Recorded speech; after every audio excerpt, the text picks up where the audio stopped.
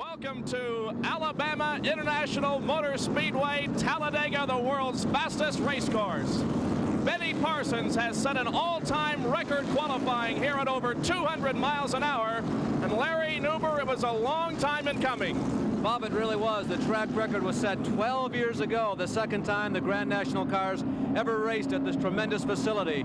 You might recall the cars, a lot of them referred to as trick cars, but technology has caught back up with basically where we were 12 years ago. And Bob, if all things go right, we may be in store for the fastest 500-mile race in auto racing history. Also on our crew today is the editor of Stock Car Racing magazine, Dick Berggren, who's covering the pit activity for us. Dick? We can anticipate at least 5 pit stops. The most important of those certainly will be the last. That's where the winning strategy will be decided. Some of the teams will surely go with new tires and with a full load of fuel. Some of them are going to try to squeak by with what they can get. It's going to be a wide open, exciting, wild afternoon.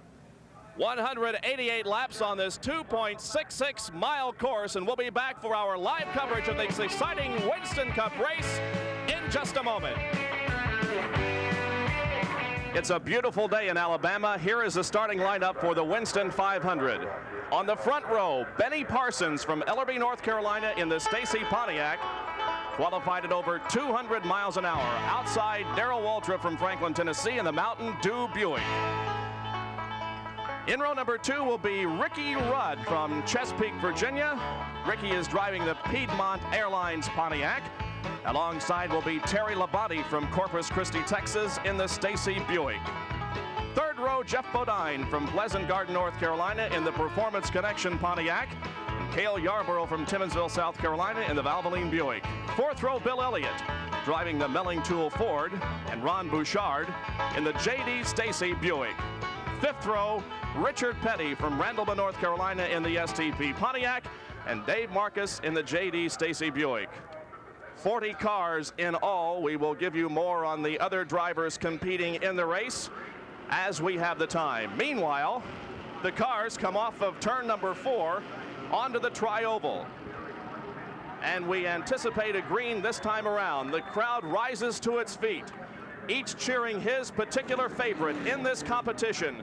Many drivers capable of winning this race, and we'll see speeds well in excess of 200 miles an hour. We'll see drafting, we'll see slingshotting, and right now we see the green flag as the Winston 500 from Talladega, Alabama is underway. Bob, we've visited a lot of racetracks on ESPN television the last couple of years, but I'll tell you, there is no roar greater in all of automobile racing than the start of a race at Talladega. They are 2, 3, 4, and even 5 rows wide as they come out of turn 2 and go down the long backstretch. And it's basically a side-by-side competition. They're pretty much the way they started down the backstretch, with Parsons on the inside, Darrell Waltrip on the outside of the front row, and Ricky Rudd and Terry Labonte in the second row, still side by side through turn number 4, coming off 33-degree banking onto the tri-oval that's banked 18 degrees in front of the over 100,000 people gathered here to watch this tremendous competition. It is going to be Benny Parsons who leads just slightly. No, maybe Darrell Waltrip by a bumper leads lap number 1 again into turn number 1. It's still Parsons and Waltrip running side by side. Bob, one of the most incredible first laps in the history of automobile racing. It looks like they're getting ready for the start. The lead draft is about 25 cars long, and look at them, they're still stacked up side by side. Ricky Rudd begins to make a move on the inside. And so does Cale Yarborough down the backstretch. Ricky Rudd is the leader at this point. Yarborough running right alongside Waltrip in turn number 4. Here they come off of the banking now, entering the tri-oval once again. This track is shaped in the form of a tri-oval. There is no front straightaway. Instead, a 5th turn right here at our broadcast position. The starting line is located at the long end of the tri-oval near turn number 1. Rudd, Waltrip, Labonte, and running in 4th position side by side would be Benny Parsons, and behind him, Richard Petty. Well, you get an idea of how quickly things can change in one lap. The driver who started on the pole, Benny Parsons, came by basically in a virtual dead heat for first place, as we see Waltrip now going to the inside of Waltrip, and or rather to the inside of Rudd, and following Waltrip through is Labonte. Parsons dropped from first to fourth in just one lap on this tremendously huge speedway. And Benny Parsons, though, has worked back up into third position. The leader is Darrell Waltrip coming off of the fourth turn. Right behind him, tucked in a draft position, is Terry Labonte. In third position now would be Benny Parsons. Here they come across the start-finish line, completing lap number 3. Parsons running third. Running in fourth position is Jeff Bodine, and Ricky Rudd, who was leading a lap ago, is back in fifth. Well, things do happen very rapidly here. As you see Waltrip now, a position he's become very accustomed to the last couple of seasons on the Grand National Trail. Without a doubt, the most prolifically winning team of the past 2 seasons, Darrell Waltrip, the team, of course, that's headed up by the legendary Junior Johnson, the man who has put together more championships with different drivers than any other crew chief on the trail. Darrell Waltrip and Terry Labonte running 1-2. Terry Labonte is the current points leader for the Winston Cup. He is from Corpus Christi, Texas, and he is 25 years of age, driving the J.D. Stacy Buick. Now Darrell Waltrip puts himself into front position as we complete lap number 4.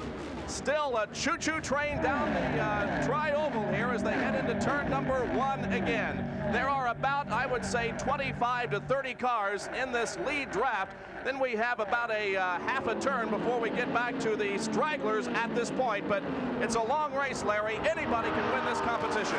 Bob, you're exactly right on the lead draft count as we see Labonte now deciding it's time for him to take the vanguard here in this race. The first time Terry Labonte has led. They're running back in the middle of this. And we have a spin and a crash in the backstretch. David Simcoe, the young driver from Michigan, participating in his first ever Grand National race here at Talladega, has obviously made some contact with one of the retaining walls here at the Speedway. David Simcoe, who raced in an ARCA race here yesterday. He also was involved in a crash at Daytona back in February. Heavy damage to that race car. David Simcoe from Clarkston, Michigan, driving the Mound Steel Pontiac. And as you can see, the NASCAR officials have moved into a position to signal the drivers that the racetrack is under caution. It looks like David Simcoe is okay. He has crawled out of his race car, and so we will take this break. You're watching live coverage of the Winston 500 from Talladega, Alabama. We have 5 laps completed, and Terry Labonte is being shown as the leader. Back at Talladega, Alabama, where the Winston 500 is under caution. Here is the top 10 at this time, and we have completed 6 laps. The leader, Terry Labonte, running in second position is Benny Parsons. Third is Darrell Waltrip. Fourth is Jeff Bodine, and fifth is Ricky Rudd. Running in sixth position, Dale Earnhardt. Seventh is Richard Petty. Eighth, Ron Bouchard. Ninth is Cale Yarborough. And 10th is Bobby Allison. We had taken you through the top 5 rows. Here are the other starters. In the 6th row, Mark Martin and Bobby Allison. 7th row, Buddy Baker and Harry Gant. 8th row, Kyle Petty and Morgan Shepherd. In the 9th row, Donnie Allison and Elliott Forbes Robinson. The 10th row, Neil Bonnet and Dale Earnhardt. In the 11th row, Joe Ruttman and Rick Wilson. The 12th row, Lenny Pond and Tim Richmond. Row number 13, Philip Duffy. And in the outside of row number 13 is Lowell Cowell. The 14th row, Steve Moore and Lake Speed. 15th row, David Simcoe and John Anderson. Row number 16, D.K. Ulrich and Buddy Arrington. 17th row, Jimmy Means and Jody Ridley. Row number 18, Tommy Gale and L.W. Wright. The 19th row, Slick Johnson and J.D. McDuffie. And in row number 20, Bill Scott and Farrell Harris. We are yellow because of an accident involving David Simcoe. This racetrack is indeed fast. Some specifications on it for you as we watch the cars behind the pace car. The track is 2.66 miles in length. The north and south turns are banked at 33 degrees. The tri-oval is 4,300 feet in length and banked at 18 degrees. The backstretch is 4,000 feet. The racing surface is 48 feet wide and a 12-foot apron. The retaining wall is 4 feet high in the tri-oval and 7 feet at the grandstand. You really cannot get an idea of how steeply banked these turns are until you get right down on the racing surface. And Larry Newber had an opportunity to examine a little bit more closely exactly how steep these turns are banked, and therefore how fast the cars can go here at Alabama International Motor Speedway. The Alabama International Motor Speedway, Talladega, the Big T, whatever you choose to refer to it as. Most people think of adjectives when they think of this place, and the one that comes to mind most often is awesome. 2.66 miles in length, not only the world's longest closed course racetrack, but it's also the world's fastest speedway. But perhaps the most significant factor of this racetrack is the banking. I, for instance, am about 50 feet above the ground, and I'm not even near the racing surface, and believe me, it's not a very comfortable feeling up here. I'm just level with the outer wall on this racetrack. The racetrack is 48 feet wide, but it's banked 33 degrees. May not sound like very much, but when you stretch 33 degrees over 48 feet, what you get is a racetrack that is conducive to extremely high speeds. For instance, the Grand National cars, for the first time in Grand National history, qualified at better than 200 miles per hour for this weekend's race. And about 10 years ago, Mark Donohue took a specially prepared Porsche around this racetrack at 221 miles per hour. It's a very impressive race plant. For instance, behind me is an infield that could accommodate 31 Rose Bowls, and that includes the playing field as well as the grandstands. The driver entering the turns here at Talladega sees nothing but a wall of blacktop. And in all of automobile racing, those turns in Talladega may well be the ultimate high. We are still under caution in the Winston 500. We have completed 8 laps now. David Simcoe has had an accident on the racetrack. David climbed out of the car and apparently is okay, but we are under a caution. The cars are slowed. Terry Labonte, your leader right now, with Benny Parsons running second and Darrell Waltrip third. Several cars came into the pits just a few minutes ago. Among them, this car, the number 75, Mike Curb Pontiac, driven by Joe Ruttman from Upland, California. He is 37 years of age. We have seen some smoke coming from that car on the racetrack. Well, Joe Ruttman picked up the sponsor of Mike Curb just before the race green flag dropped this morning. Mike Curb is a man who's been involved in the music profession as well as sponsoring race cars for quite a number of years. He's the lieutenant governor of the state of California, and he's been a good friend to a lot of people in racing, particularly some of the small teams, Bob, who need those extra dollars race day morning. Perhaps we can get more on this situation from Dick Berggren in the pit area. Joe Ruttman has been in twice. The problem is a leaking valve cover gasket. The crew anticipates his return again. They're going to try to fix it and get him back out again. Well, Joe Ruttman has been driving this car only for a portion of the season. Of course, he started the season driving the number 2 car that Tim Richmond has taken over. And Ruttman's best finish so far this year has been a 3rd place at the Daytona 500. So Joe Ruttman has his problems here in the early going of the Winston 500. Bob, the first incident that we have seen here is an example of one of the things that NASCAR people feared here this week. We had the most rookies ever entered in a Talladega Race 7, and among those rookies was Dave Simcoe. Benny Parsons was the pole sitter in this race at a speed of over 200.176 miles an hour, and Larry Newber had an opportunity to ask him if he was surprised at his qualifying time. Well, as a matter of fact, I was. There was some talk about a 200-mile-an-hour lap before we came down here. I did not believe that would happen.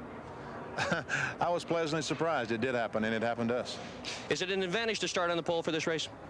Oh, I don't know. It's no advantage as far as winning the race is concerned. The only advantage being that if there is an accident in the first few laps of the race, and back about the middle of the pack, at least you wouldn't be back there. You should be somewhere near the front. Benny Parsons is running in 2nd position at this time, with Terry Labonte still the leader, and Joe Ruttman is back in the pit area, and the hood is up on that car, and so there is very definite, serious problems with this automobile.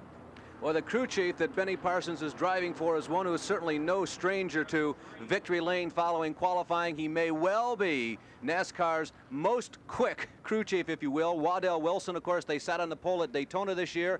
And also, this team has won the last 2 Winston 500s here in Talladega. So Benny Parsons will definitely be a force to be reckoned with all day long, not just in the early laps here. The pace car has pulled off of the racetrack, and we anticipate a green. The crowd rises to its feet to watch the restart. Here comes the leader, Terry Labonte, through the tri-oval, and Harold Kinder, the official starter for NASCAR, waves the green, and we're back under race conditions with 10 laps completed. Terry Labonte, followed by Benny Parsons into turn number 1, 33 degrees of banking. Running in third position at this time, Darrell Waltrip. The cars spread out fairly equally in the first three positions. We go down the backstretch now and watch to see if Benny Parsons will make a move to the inside of Labonte.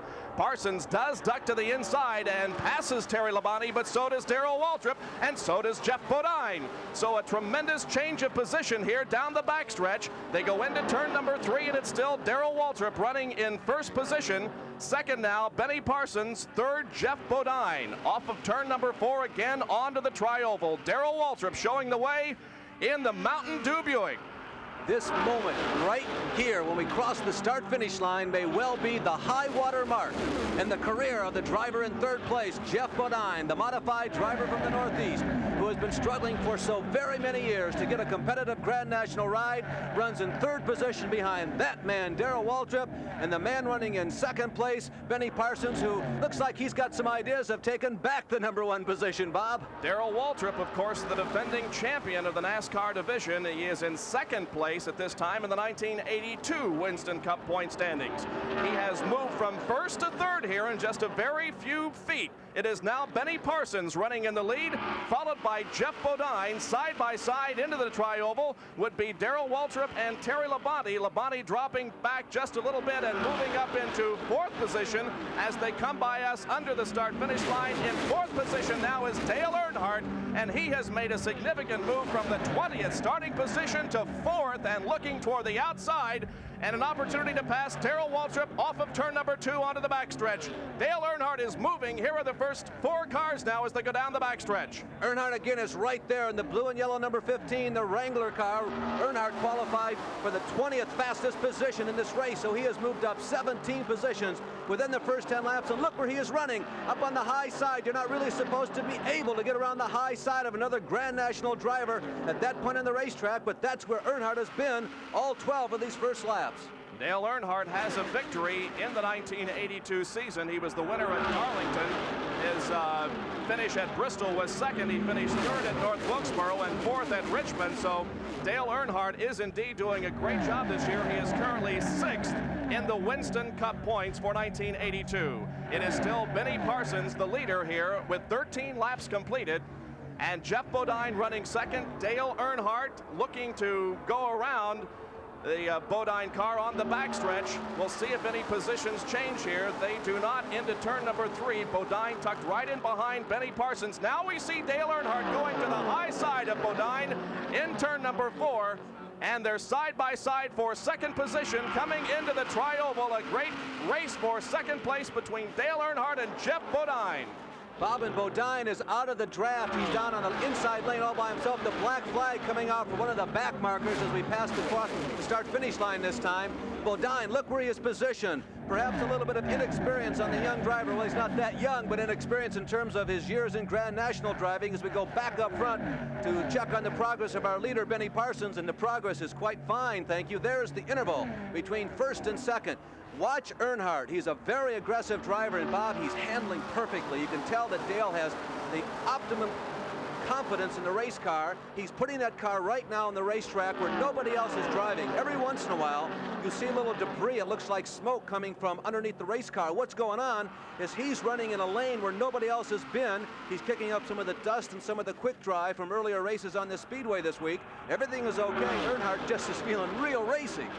22 cars in the lead draft. They're being led by Benny Parsons. Second place belongs to Dale Earnhardt, and third is Jeff Bodine. The car that was given the black flag a lap ago was L.W. Wright from Nashville, Tennessee in the Music City Racing Chevy. So L.W. Wright again given the black flag as he passes by us, and Wright has been ordered to the pit area. Now Dale Earnhardt is looking to go around Benny Parsons here on the backstretch.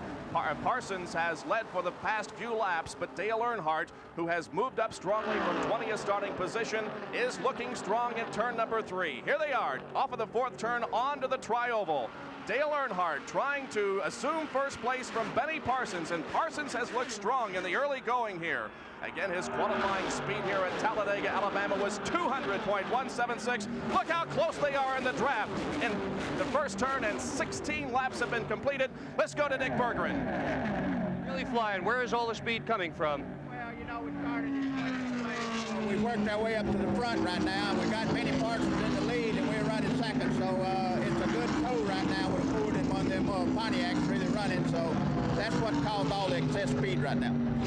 You were way ahead of all the rest of the cars to the grid this morning. Are you guys that confident? Well, we were ready for it. There's a caution. Bud Moore's left. There's a caution on the Speedway.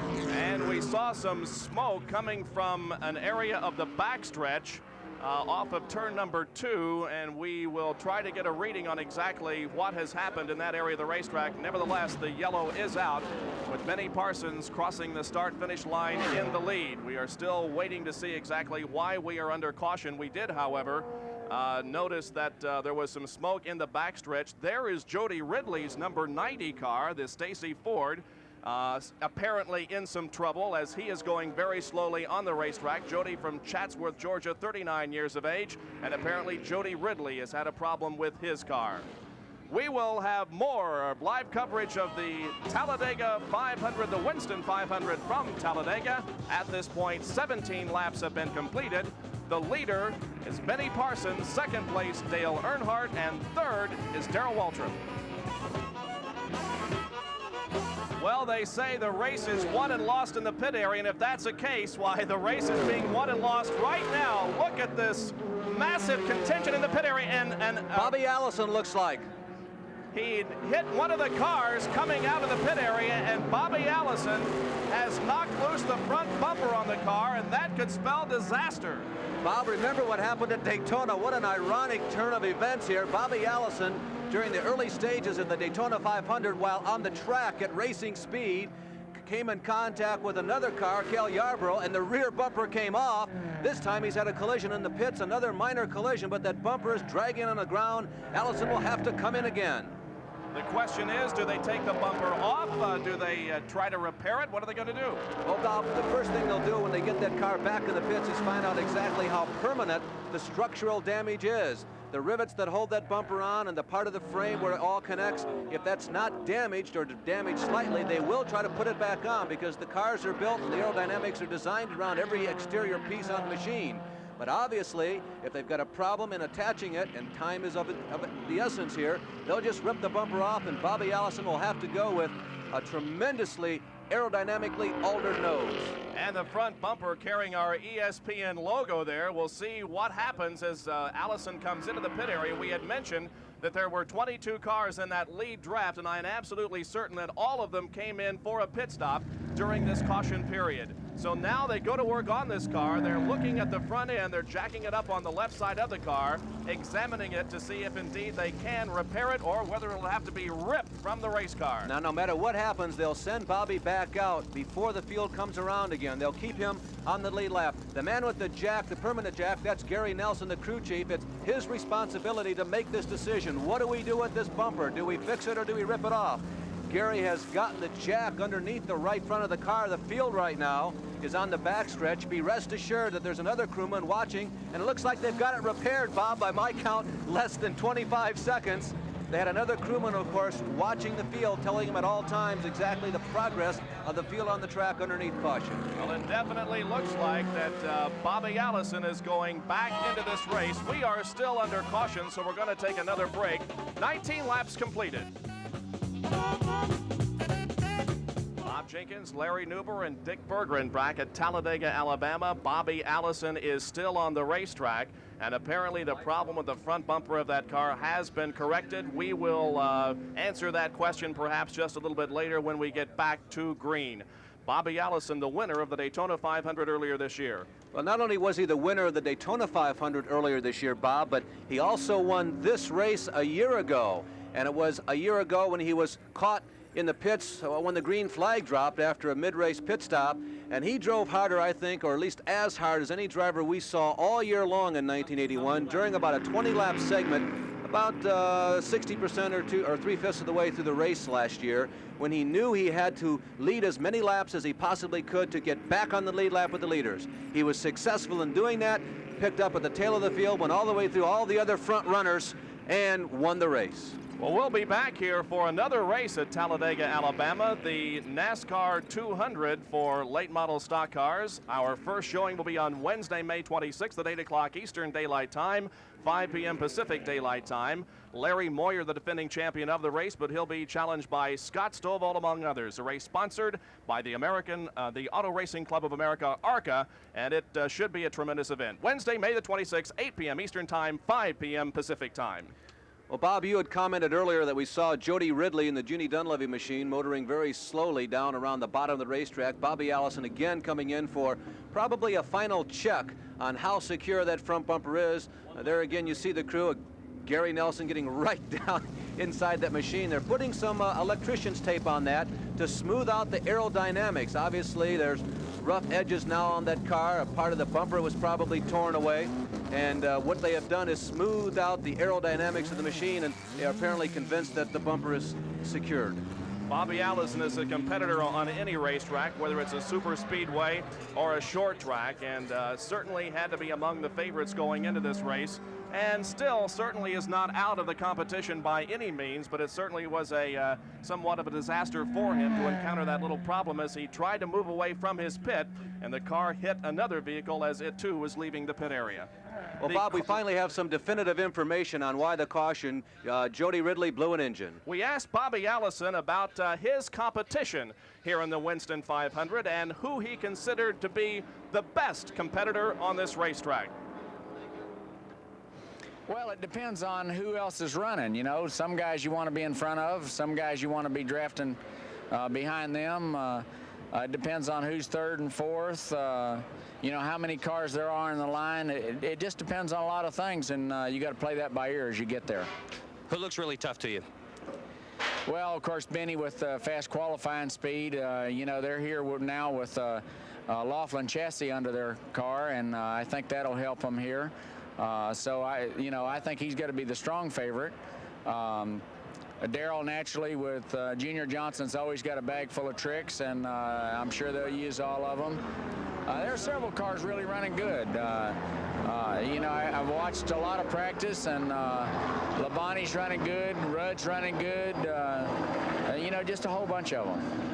Right now, the car in the lead is Joe Ruttman in the number 75, but that car is at least a lap down. The leader of the race is Darrell Waltrip, who is behind Joe Ruttman and moving up quickly. It's just a matter of time before Waltrip will get into the lead here and go by Joe Ruttman. We have 22 laps completed, and you can see Waltrip now moving up on Joe Ruttman to the outside of the racetrack in turn number 4. It is still Dale Earnhardt running in second position. They're down off of turn number 4 onto the tri-oval, and here is Waltrip leading Earnhardt. Well, Joe Ruttman there in the light blue car on the right-hand side of your screen. He's been in the pits for a couple of long stops. He is 5 laps down. There goes the leaders on the high side, headed up by Waltrip, with Earnhardt trailing in second. Perhaps more on the situation involving Bobby Allison. Here is Dick Berggren with the crew chief of Allison. And we see that Ron Bouchard is running very slowly on the racetrack. Ron, of course, won the last race that was held here at Talladega, Alabama last fall, but apparently Ron Bouchard in that Stacy Buick is encountering some problems here, running very slowly down the backstretch. No caution at this point. The cars are still on the throttle in the tri-oval. Well, Bob, we do continue to run on green, so apparently none of the NASCAR observers around the racetrack have spotted any debris from the Bouchard car, but here's a guy who was running 200 miles per hour just yesterday and late on Friday, and somebody that a lot of the top crews were worried about. And Bouchard, we haven't even seen him come through the north turns yet. So Bouchard apparently was something that looks terminal. All right, now let's go down to Dick Berggren in the pit area with Gary Nelson. I'm with Gary Nelson, crew chief for Bobby Allison. Gary, what happened in that pit road incident? Well, it's everybody pits at once. I'm really surprised more of these things don't happen. The cars just got together. Had bent our bumper down. I think we've got it fixed now. Do you think the bumper's going to stay on for the duration of the race? Well, I sure hope so. It looked good to me. We'll see how the wind affects it. Maybe the fender will come. The fender's a little loose on the edge, but I think Here's Gary Nelson, Bobby Allison's crew chief. On the racetrack, it is still Darrell Waltrip showing the way. Dale Earnhardt is running in second position. Benny Parsons is third, and Terry Labonte is running fourth. Richard Petty now being shown in fifth position. The cars are down the backstretch. 25 laps have been completed. Well, the Talladega racetrack, Bob, is really tough on equipment as we go back and look at Richard Petty and Rick Wilson. Rick Wilson, who started back in 22nd position, has just gone underneath the all-time king of Grand National stock car racing, Richard Petty. And our observers around the racetrack tell us that since this most recent green flag, Rick Wilson is really going. Now, there's a car that's crew chief by Dick Hutcherson, one of the all-time great names in stock car racing. He's been bringing this young driver around the past couple of seasons, and maybe they found something during the last caution, but Rick Wilson has really turned loose. And he is running in fifth position. Rick is 29 years old from Bartow, Florida, and is driving the Wilson Racing Olds here this afternoon. Rick Wilson has moved into fifth. Richard Petty drops back to sixth position. So Rick Wilson certainly showing the way here. Earlier this week, we were watching practice at several times, and Rick Wilson, it appeared, was out with Dale Earnhardt on several occasions, learning to draft, perhaps, because they were following each other very closely. Well, Bob, last year at Daytona, Rick Wilson was an unknown driver, and he was out on the big speedway trying to get somebody to allow him to hook up with him. We're talking about Rick Wilson as we go back up front and look at Waltrip leading Earnhardt. Earnhardt seems to be content right now to follow Darrell. Rick Wilson told us that the only guy back a year ago who was willing to take a chance to go out on the racetrack with him and help him learn how to draft was A.J. Foyt. There are 4 cars in the lead draft. The 5th car in this lead draft is at least 1 lap down. That is Joe Ruttman. Here is Darrell Waltrip and Dale Earnhardt running in first and second positions, with Benny Parsons third. Terry Labonte is running fourth. Now running in fifth position is Richard Petty, as he was able to go by Rick Wilson. Now it is Benny Parsons moving to the inside of Dale Earnhardt on turn number 3, and Benny Parsons to the extreme inside of the racetrack and putting a challenge on Darrell Waltrip. Here they are off of the 4th turn onto the tri-oval. We could have a change of leader on this lap into 18-degree banking in front of the main grandstand. It is still Darrell Waltrip showing the way, and second place Dale Earnhardt, and Benny Parsons settles back into third, makes no challenge. Bob, you know, if I had a picture of the 1982 NASCAR season emblazoned in my brain at this point, it would be a picture that we keep seeing about every 4 or 5 seconds as we follow this lead pack. See that red car on the right-hand side of the screen? It seems like he's never in full screen. That's because he's always lurking right behind the first or second position. All year this year, we've watched this young driver from Corpus Christi, Texas, Terry Labonte, be right where he is right now, just outside of your screen, but he's always around at the finish, and he leads the points where he has been all season long. He finished 4th at Daytona, 5th at Richmond, 4th at Bristol, 8th at Atlanta, 2nd at Rockingham, 6th at Darlington, 2nd at North Wilkesboro. His worst finish of the year was the most recent race at Martinsville, Virginia, but Terry Labonte is indeed the leader in the 1982 battle for the Winston Cup, and right now runs in 4th position right behind Benny Parsons, Dale Earnhardt, and Darrell Waltrip. We have completed 29 laps of 188 that will make up the Winston 500. Bob, to pick up on the story of attrition here in the early laps, 2 of the early favorites, we commented that Bouchard was running very slowly. Just about 2 laps ago, we finally saw him coast into the pit road. He made a sharp left turn, went immediately back to the garages, so apparently the Pittsburgh, Massachusetts Chargers day is over, and there'll be no big surprise win again this year. Also, Cale Waltrip is already out of the race. Waltrip began his racing career right here at Talladega, Alabama 10 years ago. Larry Newber, ask him about it. Actually, I didn't get much attention the first time I came here. I was sort of an unknown, and towed down here from Charlotte, North Carolina with my 1971 Mercury, and was parked right down the end of the garage down here. Jake Elder and I were, and it was my first Grand National race, and I really didn't know too much about what was going on. I'd never seen a track this big or gone as fast as I was getting ready to go. So it was an exciting time for me. It's been 10 years ago, almost to the day. So it's kind of fun to be back here, and at least I'm on the front row now. And, at that time, I was just worried about making the field, so that's quite a change in 10 years. 31 laps are about to be completed. This is how they're running. The leader, Darrell Waltrip. Second is Dale Earnhardt. Third, Benny Parsons. Fourth is Terry Labonte. 5th place is Jeff Bodine. 6th is Richard Petty. In 7th position is Rick Wilson. In 8th position is the number 1 of Buddy Baker. Running 9th is Ricky Rudd. And 10th at this point is Neil Bonnet. Here is the race involving Rick Wilson and Richard Petty. Again, Wilson running very strong here at Talladega, has been drafting with Richard Petty for the last few laps. Well, Bob, they're right in the middle of about a 19 or 20 car freight train that's up front.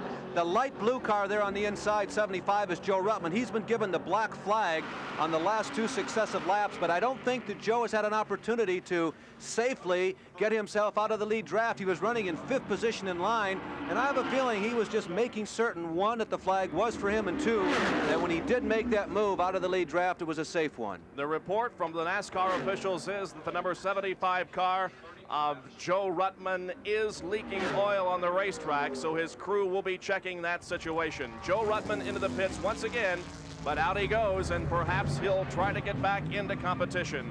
Darrell Waltrip is the leader at this point. Running in 2nd position, Dale Earnhardt. 3rd is Benny Parsons. 4th is Terry Labonte. And running in 5th position is Jeff Bodine. More of the Winston 500 from the world's fastest speedway in a minute. We have completed 32 laps of 188 that will make up this great race.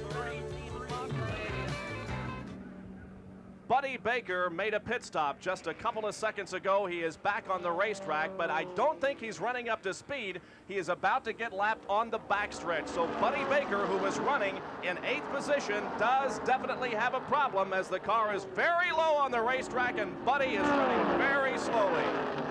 Well, Buddy Baker is maybe the most of the hard luck drivers, the most hard luck of all the guys who have had regular misfortune in Major League Stock Car Racing, but this racetrack has been perhaps the most kind to him. Buddy Baker has led 1,000 laps here at Talladega, and that is the all-time leader in that category, laps led at Talladega. He likes this place. He's been very fast on a regular basis. Let's go down to Dick Berggren in the pit area for this report. We've had 3 blown engines within a very few laps. Cale Yarborough lost his, Ronnie Bouchard lost his, and Jody Ridley lost his. That's part of the fact that Talladega is one of the most difficult racetracks on the circuit on engines. The drivers run wide open here. There is no moment at all to breathe, and if an engine is not exactly perfect, it simply will not stay together. The report from NASCAR is that Buddy Baker was given the black flag for running over an air hose. He is back on the racetrack, however. Meanwhile, as they came by us just a few minutes ago, we checked on the progress of Bobby Allison, and unofficially, Bobby is in 18th position and out of the lead draft. Here is the completion of the 36th lap, with Waltrip still leading, Earnhardt 2nd, Benny Parsons 3rd, still Terry Labonte in 4th, and Jeff Bodine 5th. They have been running in that order for the past several laps. Nobody seems really anxious to make a move at this point. Well, Allison is out of the lead draft, Bob, but right now as he goes into turn 1 and turn 2 on this 2.66 mile tri-oval, he has been hooked up with Elliott Forbes Robinson for about the past 10 or 12 laps, ever since he came out of the pits after repairing the front bumper. There's the Gatorade machine of Bobby Allison, and right behind him you'll find Elliott Forbes, and they've been making up a little bit of ground on the racetrack, although they don't seem to be closing in on the lead draft. But at this point, it's stand pat is what it is. He doesn't really need to really tire the race car. He can stay there, and during the next period of pit stops, they'll get caught back up again. Bobby Allison running with Elliott Forbes Robinson on the track in 17th and 18th positions. We have a car that is stalled down here right below us at the start-finish line, the number 73 of Steve Moore, the Franklin City Music Park Pontiac. And now he gets the car running again and pulls back onto the racetrack right behind the leaders of this event, Darrell Waltrip. Well, there's Allison continuing to tow around, to use Bud Moore's word that we picked up earlier. Elliott Forbes Robinson, the former road racer and Can-Am champion. You know, Elliott Forbes was very successful in road racing, Bob, and a lot of people think have been surprised with the perseverance he has showed in Grand National Racing. It's tough to break into this league, but Elliott Forbes has hung right in there the past couple of seasons. They picked up the Jolly Rancher Candies people as a sponsor, the Colorado-based company this year, and they've been a regular on the big racetracks, and Elliott Forbes is working very hard to learn this type of racing. He could probably go back, Bob, with almost any any sports car team and probably move into a top 10 ride tomorrow. But he's interested in Grand National racing, and he's trying hard to learn. This is only his third race of the season. He finished 28th at Daytona and 40th at Atlanta, and now in the competition here at Talladega this afternoon. Here is the battle for the position involving Rick Wilson and also Tim Richmond and Neil Bonnet. This is about the race for 10th position. Well, you know, all day long I've been kind of keeping one of my eyes peeled on the Fords of Earnhardt. We got a caution flag on the racetrack, yellow flag coming out as the leaders approach the trial. It's a race to the start-finish line to determine how the field will motor around under caution. Earnhardt going to go for the lead as he comes through, but Waltrip holds on. There's the shot of the lead pack as they pass by us, past the start-finish line. You see the big Stacy emblem emblazoned on the tail of Tim Richmond's car. Richmond followed by Wilson. They're running about 7th or 8th on the racetrack. I think the caution might have been for Steve Moore. Bob, you commented about a minute ago that he was creeping out of the pit area. Now we've got something burning on the racetrack. Looks like an area of grass down in one of the turns has caught fire for some reason. Perhaps that is the reason for the caution. We'll be checking that situation, but you can see a little bit of fire and smoke down there in the number 1 turn. In any case, the yellow is out, and we are under our 3rd caution of the day. That is a most unusual reason for a caution flag. I don't know how the racing papers are going to report this caution. Caution for Infernal and on the pit, or rather in the infield area. But at any rate, this is turn 1 of this gigantic trioval racetrack. You're looking north, and you know there's still some flame on that. Steve Moore was running very slowly around the racetrack. I doubt that something would have spilled from the car to cause that big of a blaze, however. Here are the leaders into the pit area. And this is Dale Earnhardt making a stop. The leader of the race, Darrell Waltrip, is also in. Several of the other front runners, as a matter of fact, most of the others are into the pit area for their 2nd stop of the day. We're watching the Earnhardt crew go to work. There is Darrell Waltrip on top, and we'll see who gets out of the pit area first. They're changing rubber on the left side of Darrell Waltrip's car. Now they begin to change the rubber on the left side of Dale Earnhardt's car. Waltrip is away first. Still work being done on the Earnhardt car. Waltrip is going to have a decided advantage coming out of the pit area. Remember, we still are under caution. And now Earnhardt begins to move away. Well, Earnhardt, as he is shoved off by the crew headed by Bud Moore, you know, they made the decision to change all 4 tires.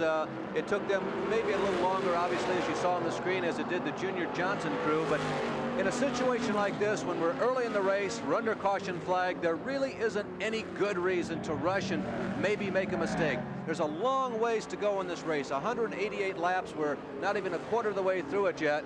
And so the trick here is to just stay near the front and stay in the lead draft. 41 laps have been completed. Better race driver than Singer. All right. 41 laps completed.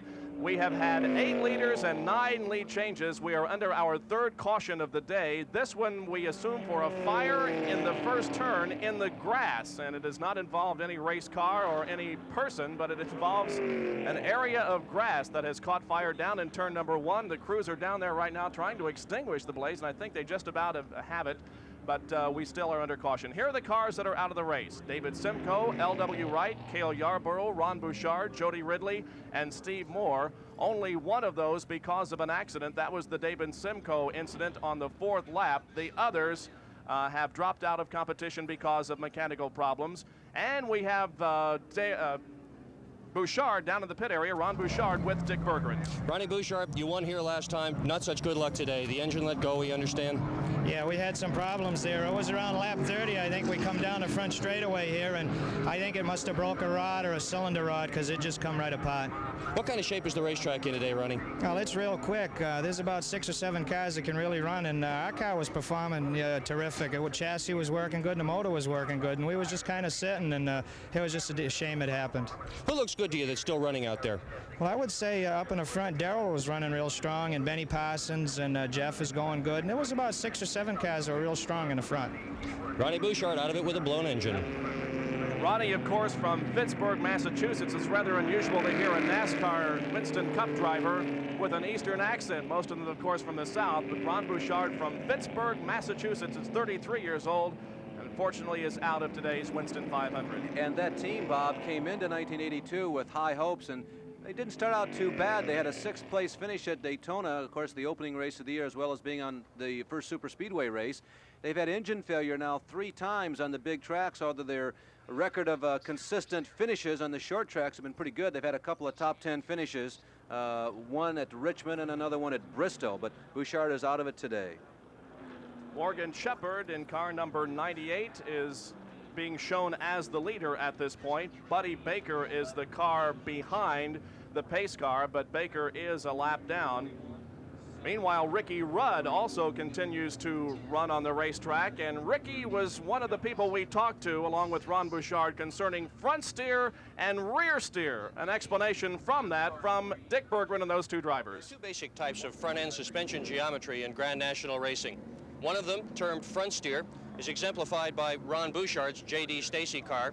The other, termed rear steer, the older design, is exemplified by Ricky Rudd's Piedmont Airlines car.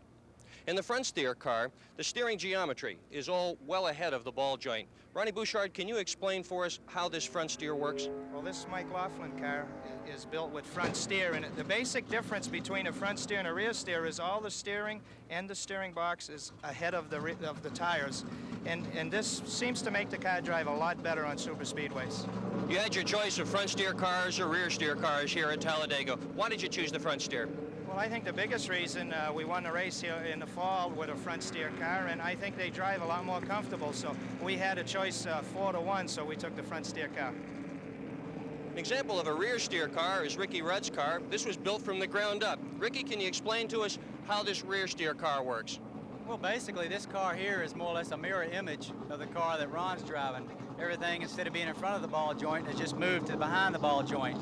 Basically, the 2 cars handle a little bit differently. I think that the front steer car is maybe a little bit more stable up at the 200-mile-an-hour speeds that we'll be running out here on Sunday.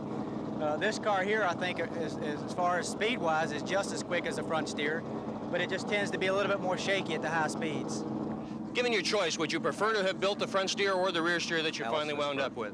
Well, I think you really need one of each. I think the front steer car seems to drive a little bit better, a little bit more stable at a track like Daytona and Talladega. And I think the rear steer car like we have here is better at the tracks like Charlotte and Atlanta and places like that. The front steer car is on the pole here at Talladega. In fact, the front row consists of front steer cars. Front steer is the new design. The old tried and true is the rear steer car.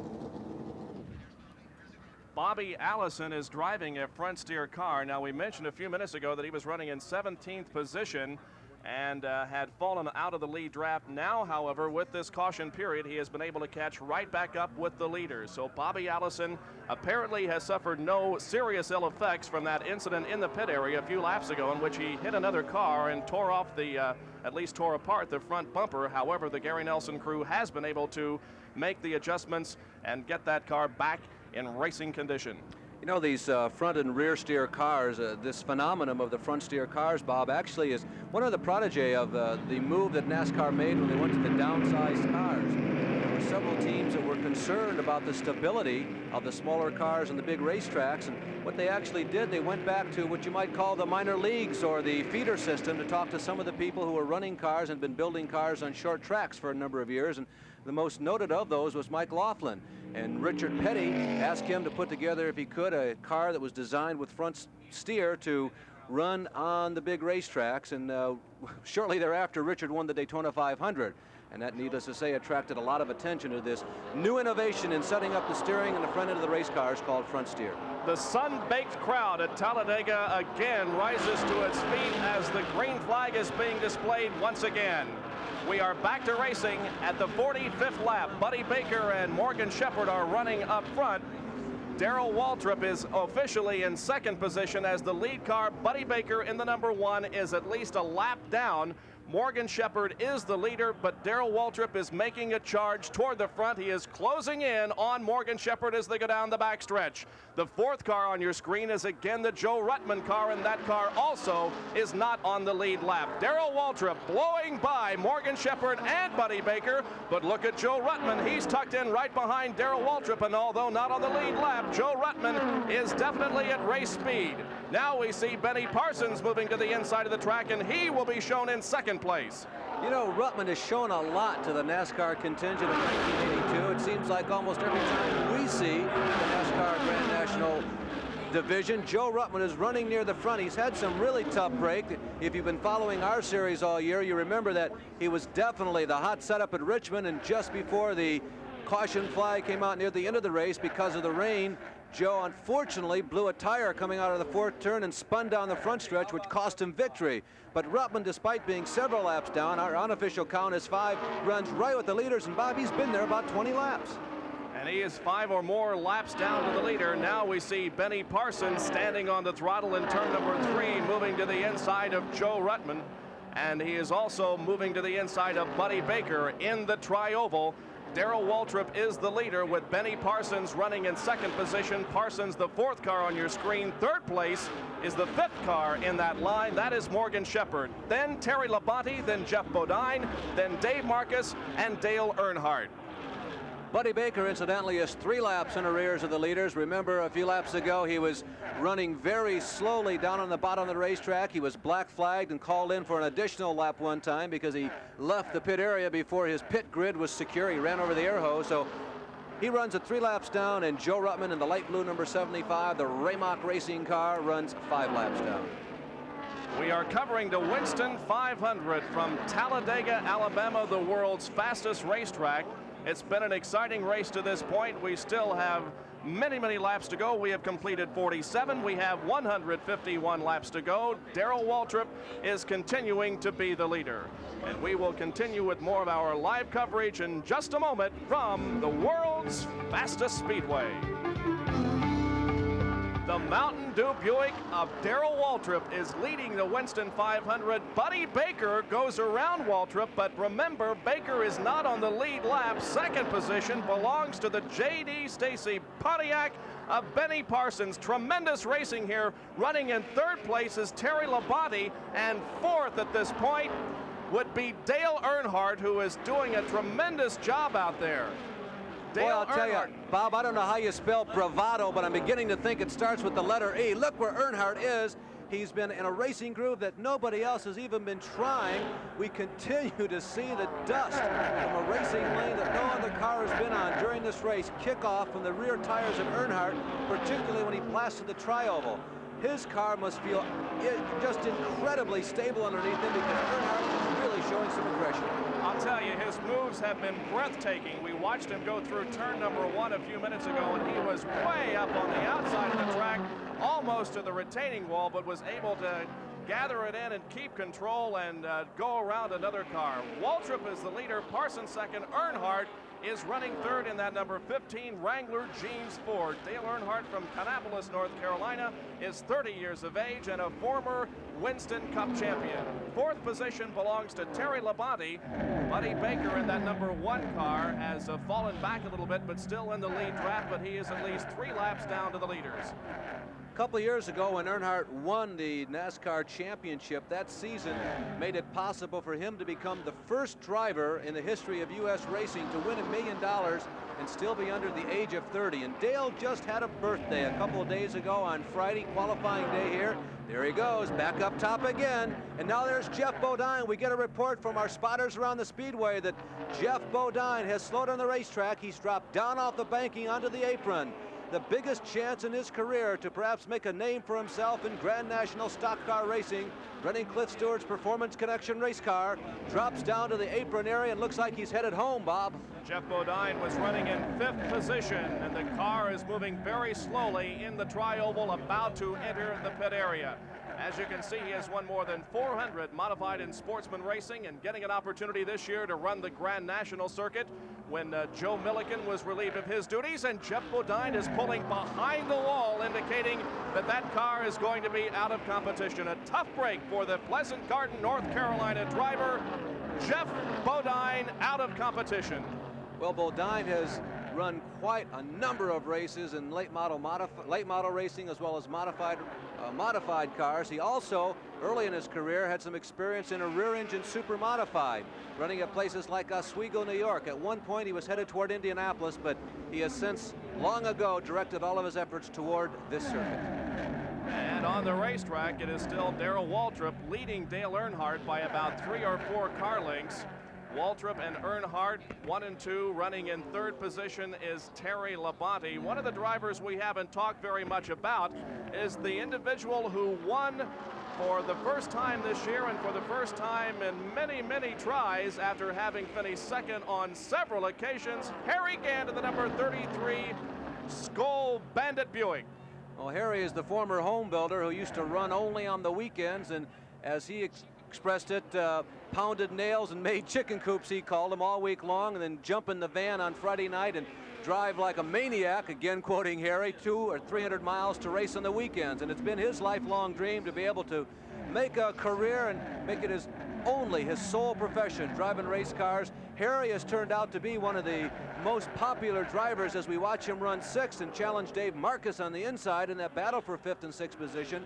Harry has turned out to be one of the most popular drivers in Grand National racing. Harry Gant, as we indicated, finally won a race, and Larry Newber asked him earlier this week about that second place jinx. Well, you know, it's one of the biggest thrills of my life, the biggest race I've ever won probably, and we won a lot of sportsman races. This is the first Grand National, but the whole team is really pumped up, and our sponsor, U.S. Tobacco, the maker of the Skoal products and makes the Skoal Bandit possible, and Bert and Hal, they were all got a big thrill out of it. But really, we come here just like it would have been if we hadn't won last week. So we're trying to do the best we can do right now. We're running a little bit under speed, but we could win the race with some luck as good as we had Sunday. But, relating this race to last Sunday, there's no, we'd have come just like we would have if it had won or hadn't won. And Harry Gant continuing to move up, now moving to the inside of Tim Richmond and Terry Labonte on the backstretch, as Tim Richmond is being passed severely by several of the drivers down the backstretch.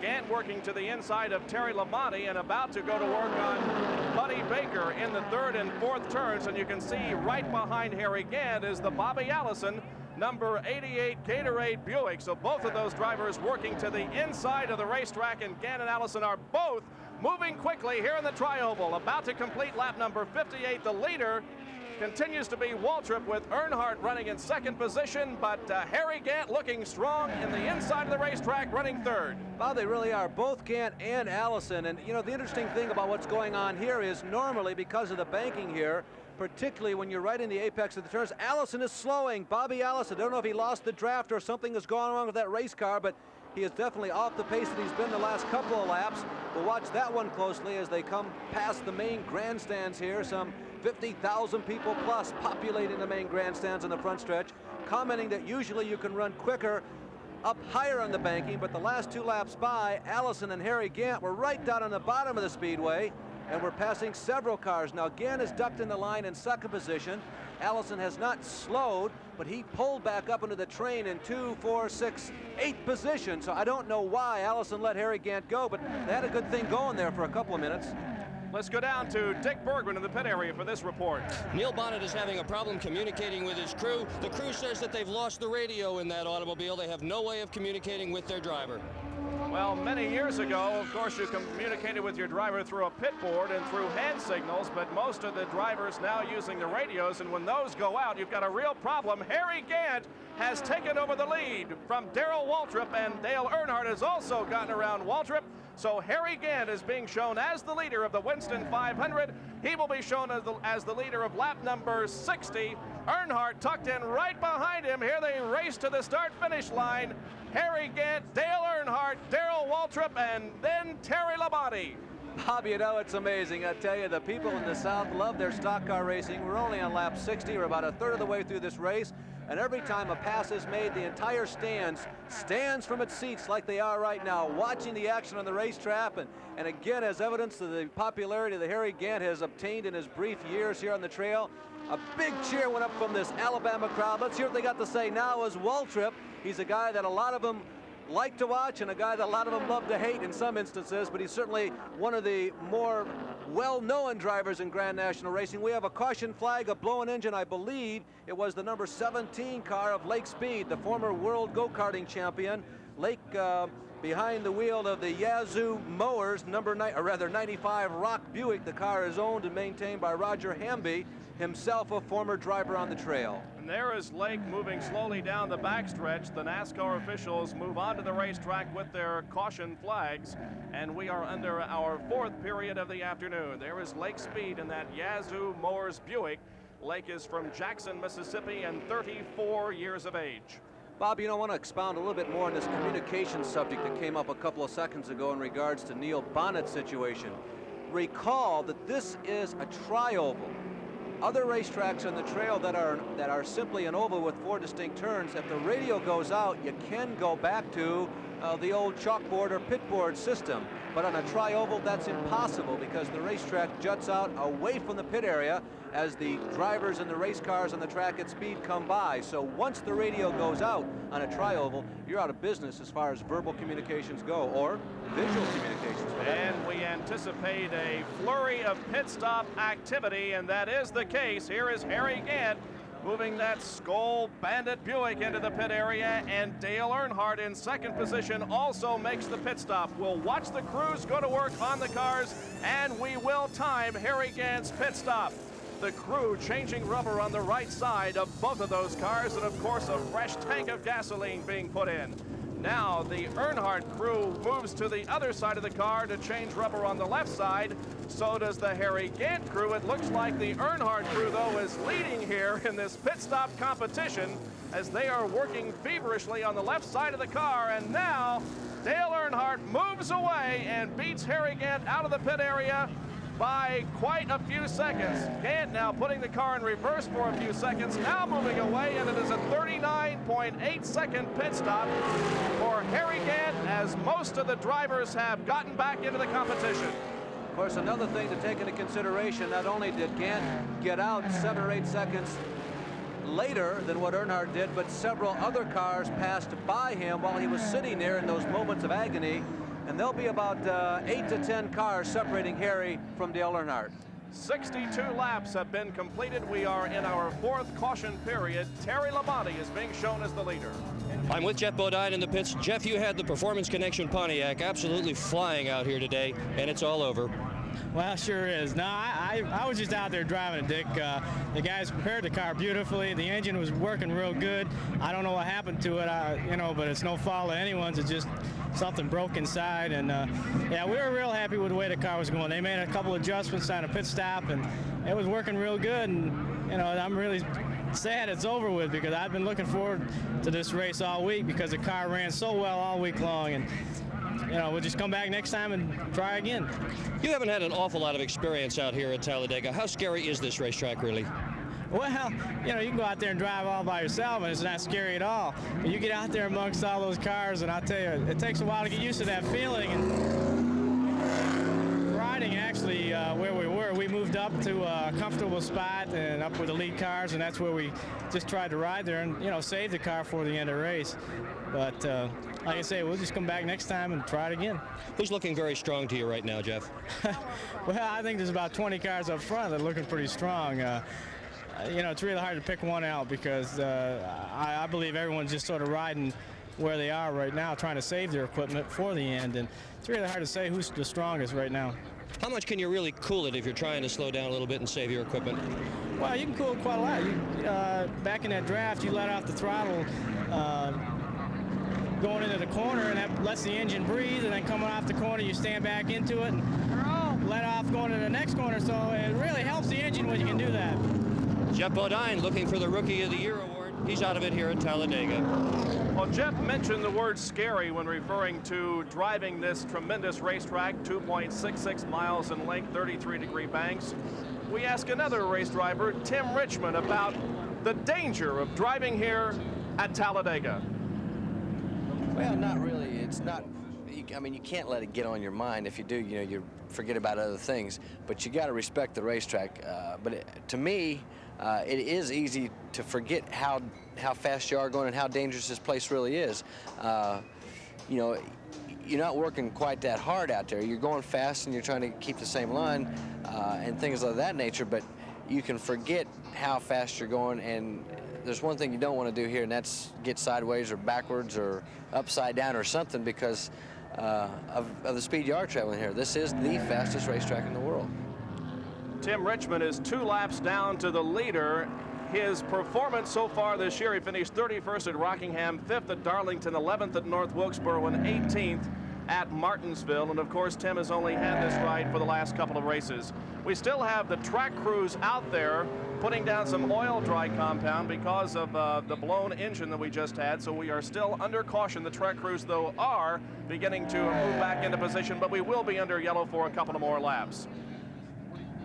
57,000 people here in the main grandstand, 14,000 on the backstretch grandstand, a total of 71 plus several thousand in the pit area. Tremendous crowd on hand here at Talladega this afternoon. We go down to Travis Carter, the crew chief on the Harry Gant car with Dick Bergeron. Travis, the Skull Bandit, how's it running for you today? Well, we seem to be running pretty well. I don't think we can't run quite as quick as Darrell and Benny. They're just playing cat and mouse right now, but we're still in the race, and if things go well, we'll have a good chance at the end, I think. What's your game plan? Well, the plan is to run just like he's running. He's running pretty conservative and try not to abuse the car, just run what he has to stay up front and wait for those last few laps or the last pit stop and try to carry everything as good a shape as possible. You say you're not running as well as some of the faster cars. Do you need more engine? Are you having a chassis problem? What is it? Well, we made some adjustment on the handling before the last stop, and that seems to help, and perhaps we might get the handle on the handling a little better than the rest, and that might work to our advantage today. Okay, there's Travis Carter. And we are anticipating a green flag this time around. The pace car has turned off its lights and moved into pit road. And as the cars enter the tri-oval, the green flag is thrown. We are back to racing on lap number 66. Dale Earnhardt and Tim Richmond and Terry Labonte running side by side down the tri-oval here, and Terry Labonte going to the high side of the racetrack is the leader. Darrell Waltrip second, and Dale Earnhardt is third. That number 75 car again is Joe Ruttman. He's off the lead lap. And Dave Marcus is spinning. Marcus is spinning on turn number 2, striking the wall and sliding down the backstretch.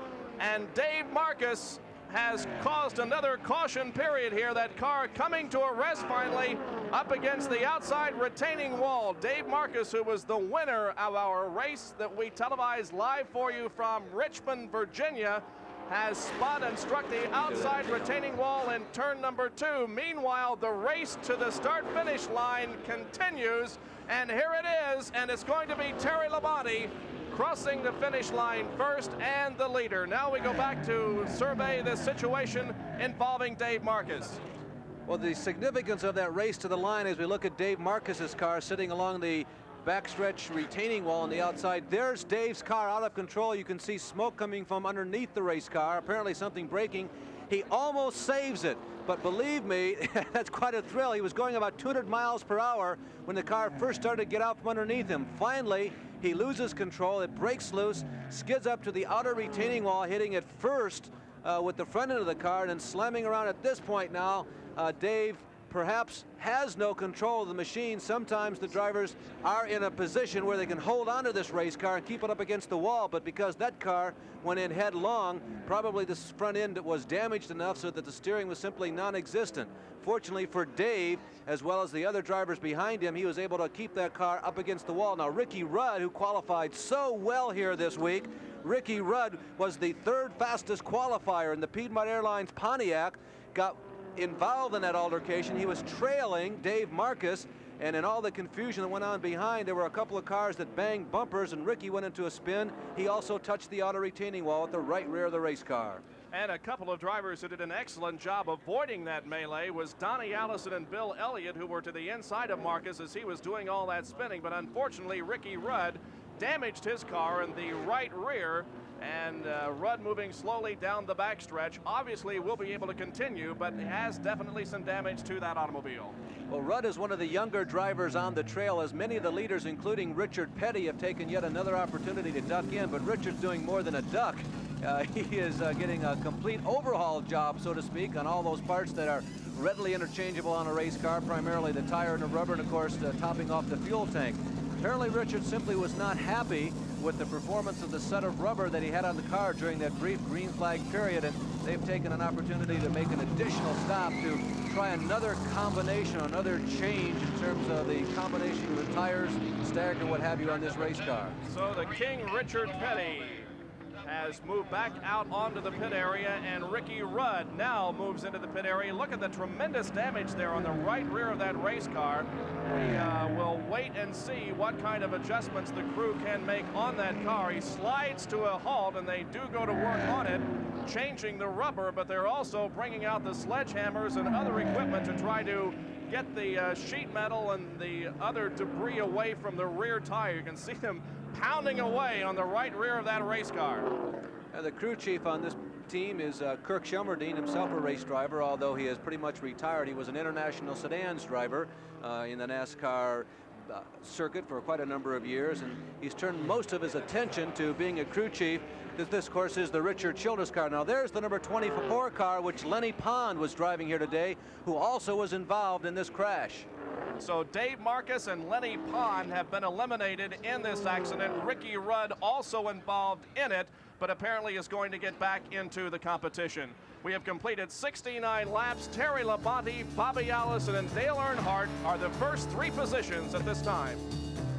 Bob Jenkins, Larry Nuber, and Dick Berggren back at Talladega. The car of Dave Marcus is being pulled off of the racetrack. Lenny Pond's car is also being pulled off of the racetrack. By the way, Lenny Pond won his only Grand National race right here on this racetrack. And Larry Nuber had an opportunity to talk with Lenny earlier. Lenny, has Grand National stock car racing been fair to you? Well, I don't think it's exactly been fair in every case. But I like to think of it as been a lot of ups and downs, and I guess in my career in Grand National racing, I'd have to say it's been down more than it's been up.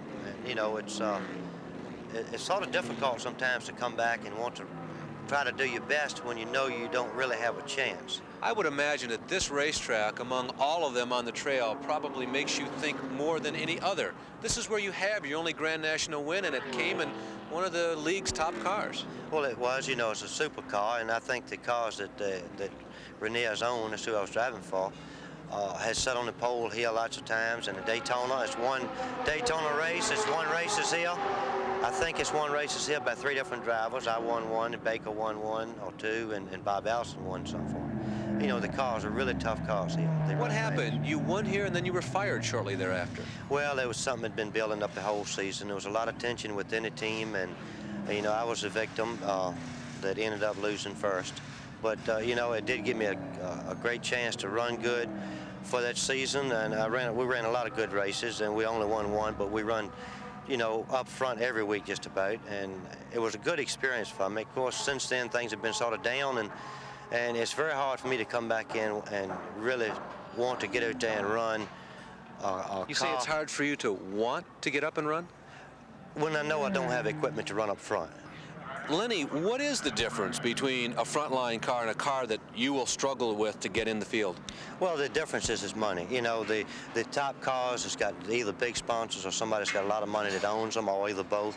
And in the situation I'm in now with Cecil, with his car, he's got a real nice race car, but we're just short of horsepower and short of dollars. It's Cupid dollars, that's the whole thing.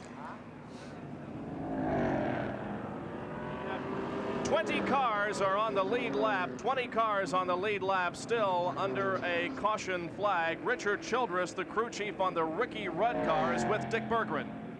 Damaged is the car mechanically? It's pretty bad. It knocked the whole rear end, the fuel cell and everything up over the rear end. We're going to try it under a green flag situation. If it don't work, we'll have to park the car, but it bent the rear end, the whole back of it. He said somebody drove into the back of it. How about aerodynamically? Is this going to really foul the thing up? Yeah, I don't. It's the rear end setting off center about 2 inches. I don't believe he'll be able to drive it. Richard Childress, crew chief for Ricky Rudd. All right, there is Rudd on the racetrack now, catching up with the rest of the field. The pace car stays out. Several other cars have come in for a stop, but Terry Labonte continues to be the leader with Bobby Allison second. Dale Earnhardt is running third. Darrell Waltrip is running in 4th position. Well, we have completed 71 laps. That means that we have 117 to go in the Winston 500. We'll be back in just a moment. This is the reason for the most recent caution flag. Dave Marcus in trouble in turn number 2. Well, Bob, what happens at this racetrack, because you're going so fast, not only do you have to recover once, but oftentimes 2, 3, and even 4 times you have to make a recovery in terms of the movement that you're on the steering wheel when you get into trouble. They're covering about a football field or more a second. Things happen so very quickly, and it was obvious that there was something that went awry in the race car for Dave Marcus, and he gave it the best shot he could. There's a veteran race driver, Marcus, as we watch it. Ricky Rudd, another of the competitors involved in that crash. Marcus is a veteran race driver, and he did all he could to save it, but the car was just too far gone whatever it was that knocked it out of control in the very first place. Well, you can see there's a little bit of hesitation there in the Ricky Rudd pit as they decide whether or not Rudd is going to get back in competition. Richard Childress indicating that the damage is too severe. They're going to park the car. Neil Bonnet in the number 21 Hodgson Ford, also with a little bit of damage perhaps on that race car. This isn't a place that you can trade paint as you can do on a smaller track. No, it sure isn't, and Neil was running in that pack, and as a matter of fact, when I saw the second car from our vantage point, we're almost a mile away from the turn 2 where that took place. I thought that I had seen Neil spin and perhaps him also make contact with the retaining wall. I'm not absolutely certain, but it is very possible that Bonnet also spun out. He was in that pack. Neil, of course, running with the Ford. The Fords in a place like this, they find it better for their race plans to spend most of the first 3/4 of the race drafting some of the General Motors products that perhaps get around just a little quicker on a more consistent basis. But Neil is the kind of guy who's going to be around at the finish, and he'll be right in it for victory. He's a very crafty guy, particularly coming down those last 2 or 3 laps. If he's in the lead pack, he's somebody that everybody else is going to fear. Ricky Rudd has moved back on the racetrack, so he is back in competition. We'll watch the pace car as it comes through the tri-oval to see if it ducks into pit road and whether or not we'll be going back to green here. Pace car does move off the racetrack. The green comes out and we're back to racing on lap number 73. Again, Buddy Baker in that Uno car is leading coming down here, but he is a lap down. Right behind him, Tim Richmond also a lap down. The leader of this race is the 3rd car in the picture. That is Terry Labonte in the number 44 Stacy Buick. Terry Labonte running first. Bobby Allison running in 2nd position. Here they are down off of the banking, down the backstretch. We'll see if Labonte can make a move on these 2 slower cars. Actually, they're not running much slower on the racetrack, but they are not on the lead lap. Labonte content to stay behind Richmond and Buddy Baker there in turn number 3 and 4.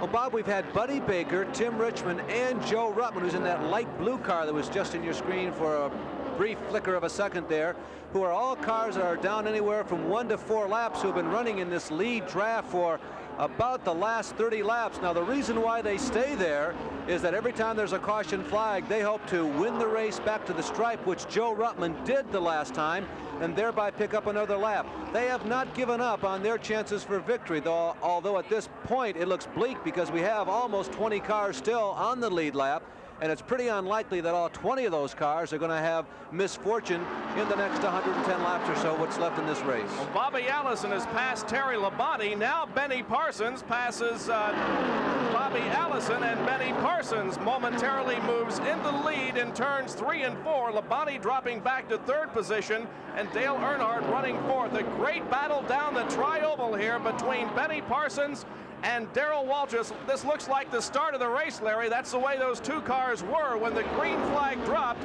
and by golly, they haven't gotten away from each other so far today. Richard Petty, meanwhile, also moving up nicely on the inside of the racetrack. So it is Benny Parsons now the leader with Bobby Allison 2nd. It is Darrell Waltrip 3rd and Terry Labonte 4th. You know, it's a shame that they don't give an award for the number of laps that you lead the lead draft across the start-finish line.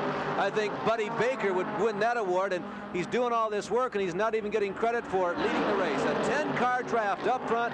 Benny Parsons once again asserts himself. He moves underneath Buddy Baker, putting effectively another lap on Buddy, although Buddy tacks right in on the rear deck of Benny Parsons' race car, the Waddell Wilson wrench machine, as they come through the tri-oval for yet another time. And Benny Benny Parsons continues to lead as we go back down to the pit area and Dick Berggren. Ricky Rudd's crew just took off out of here carrying the toolbox on a full run for the garage area. Ricky Rudd is heading there where they're going to attempt to get this car back together again. They're going to have to replace what's known as the rear control arm. That's the arm that keeps the rear end in the car. That's how badly damaged it is. They're going to try to change that and get Ricky Rudd back on the racetrack.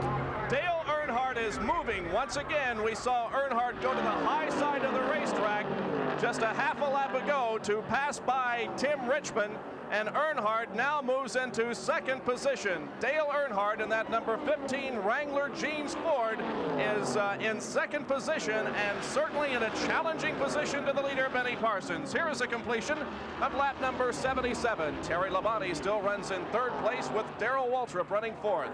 Well, if you're not intimately familiar with Grand National Racing, you probably noticed the similarity in the paint jobs between Dale Earnhardt's car, the blue and yellow number 15 car, as well as Tim Richmond's, as we go back and look at Bobby Allison in the Gatorade number 88 and the Dew Crew car, the number 11 car of Darrell Waltrip. That's because the paint job on Richmond's car, right there, the number 2 car, is the legacy left over from when Dale Earnhardt used to be the driver of this team, now the J.D. Stacy team for whom Richmond drives. Well, I think we have definitely answered the question as to whether or not Bobby Allison would be able to run at race speeds because of that incident earlier today in the pit area in which he nearly tore the front bumper off of that car. Bobby Allison has definitely moved up into the contention of this race and running strong to the high side of the racetrack in turn number 1. Running there with the Darrell Waltrip. Right ahead of them is the Tim Richmond car, but Richmond is at least 1 lap down. Down the backstretch, still showing the leader as Benny Parsons. You know, Bob, that's a very interesting group of cars. Needless to say, every time you go to the front pack, there's Kyle Petty, who is in that group right behind Bobby Allison. Petty right now, Kyle that is, on the outside of Darrell Waltrip. Also running in that pack is Mark Martin, who's been with it all day long. The number 98 car of Morgan Shepherd. Now, Morgan qualified in the middle of the pack at 16th in the Levi Garrett Buick. Buddy Parrott, the crew chief there. And Morgan, there in that yellow trimmed white machine, though he looks like he's in the tail of the lead pack, he's been there all day long. A couple of the interesting stories. Mark Martin and Morgan Shepherd continuing to run in the top 10. They've never been lost. And the cars move through turn number 2 now down the backstretch. Harry Gant, you'll notice, is working to the inside of the racetrack here as Mark Martin, the driver that you were just talking about, is battling there with Morgan Shepherd in turn 3. Well, Mark Martin and Shepherd, of course, have been with each other all day long. Mark, a 3-time ASA champion. You know, Bob, I talked to him earlier in the week down in the pit area, and I said, you know, Mark, a lot of people have watched you for a long time, felt that you might make a big splash in Grand National Racing, and maybe you would have won a race, say, by mid-season. What's going on? He turned, looked, and smiled and said, it's not mid-season yet.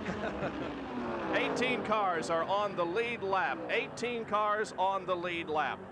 Buddy Baker, who right now is running third in that draft of cars, but not on the lead lap, has won 4 times here at Talladega. David Pearson has won 3 times. Bobby Allison and Donnie Allison both have won 3 times, and Darrell Waltrip has won twice. Here is Kyle Petty, the 21-year-old driver from Randleman, North Carolina, second generation, actually a third generation driver, who is running strong here right behind Darrell Waltrip.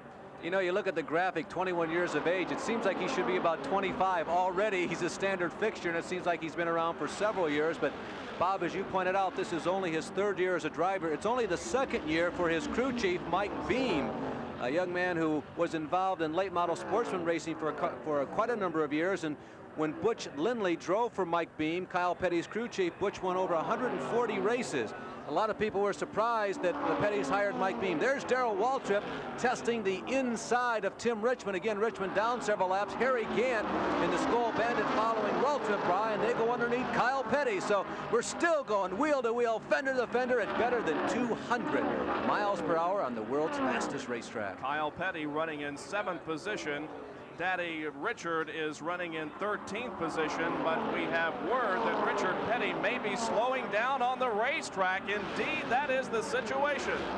Richard Petty was running 13th, but obviously has a problem with that car. After yesterday's practice period here at Talladega, there was great concern in the Petty pit and the garage area because that car was not performing up to snuff in the practice yesterday, and obviously it has not performed well today. Bob, they were having fuel pickup problems all week long. They didn't know what it was, if it was a fuel pump, a fuel filter, or the fuel pickup device itself, but they have been putting a lot of extra hours in on that car, and apparently they don't have them solved yet. This racetrack has not been particularly kind to the king of stock car racing, Richard Petty. We'll return with more live coverage of the Winston 500 from Talladega, Alabama in a moment. Benny Parsons is the leader, Earnhardt second, and Terry Labonte third. Richard Petty is in the pit area under green and some serious trouble. Larry, they are working at the rear of that race car near the fuel tank, indicating possibly more fuel pickup problems as he experienced yesterday. Yeah, it would certainly indicate that, and they're prepared with quite a number of tools. And I think Dick Bergman is right down on the scene. Dick Bergman in pit row. They're right now working on the gas tank in Richard Petty's car. That has been the problem all week, is a fuel pickup problem. Morris Petty is there, fuel just straight out of the gas tank. Things are definitely not going well in the Petty pit at this moment. So tough luck for Richard Petty, who so far this year has finished 27th at Daytona, 2nd at Richmond, 7th at Bristol, 2nd at Atlanta, 30th at Rockingham, 31st at Darlington, 5th at North Wilkesboro, and 15th at Martinsville. The leader is Benny Parsons. Second place is Dale Earnhardt as they flash down the backstretch, and also doing testing each other out there on the racetrack.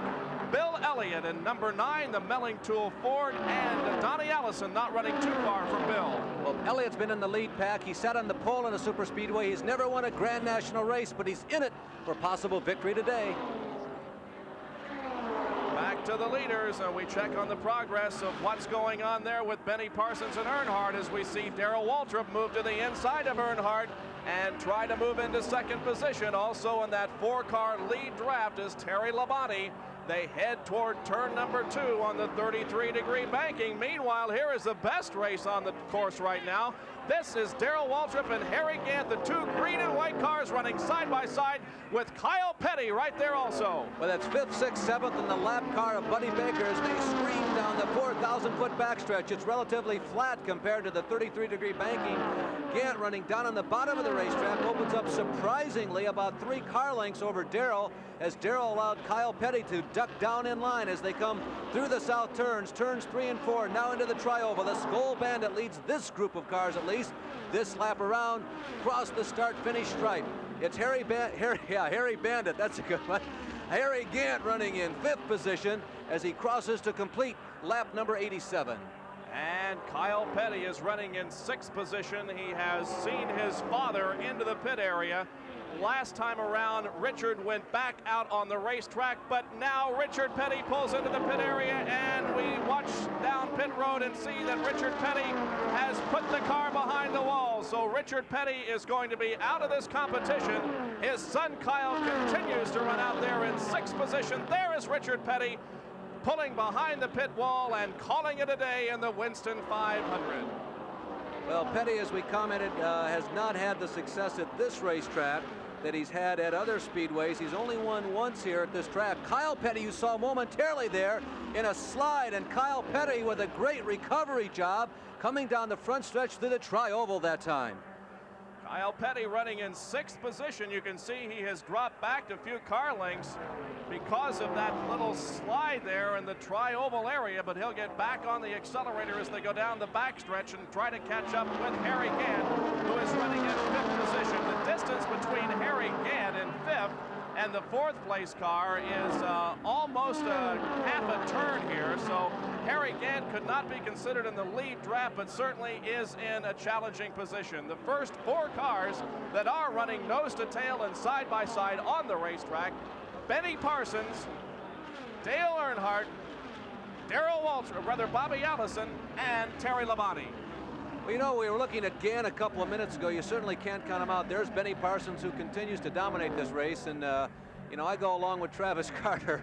I don't know if it's cat and mouse, but boy, Benny really looks strong. Harry Gant, who won last week for the first time after all those second-place finishes. There were a lot of people who thought it might open the floodgates. They've been so close so many times to victory that Harry Gant might start winning a lot as soon as they were able to just sneak in that first win. They did it last week, so a lot of people are also watching Harry Gant here at Talladega this weekend.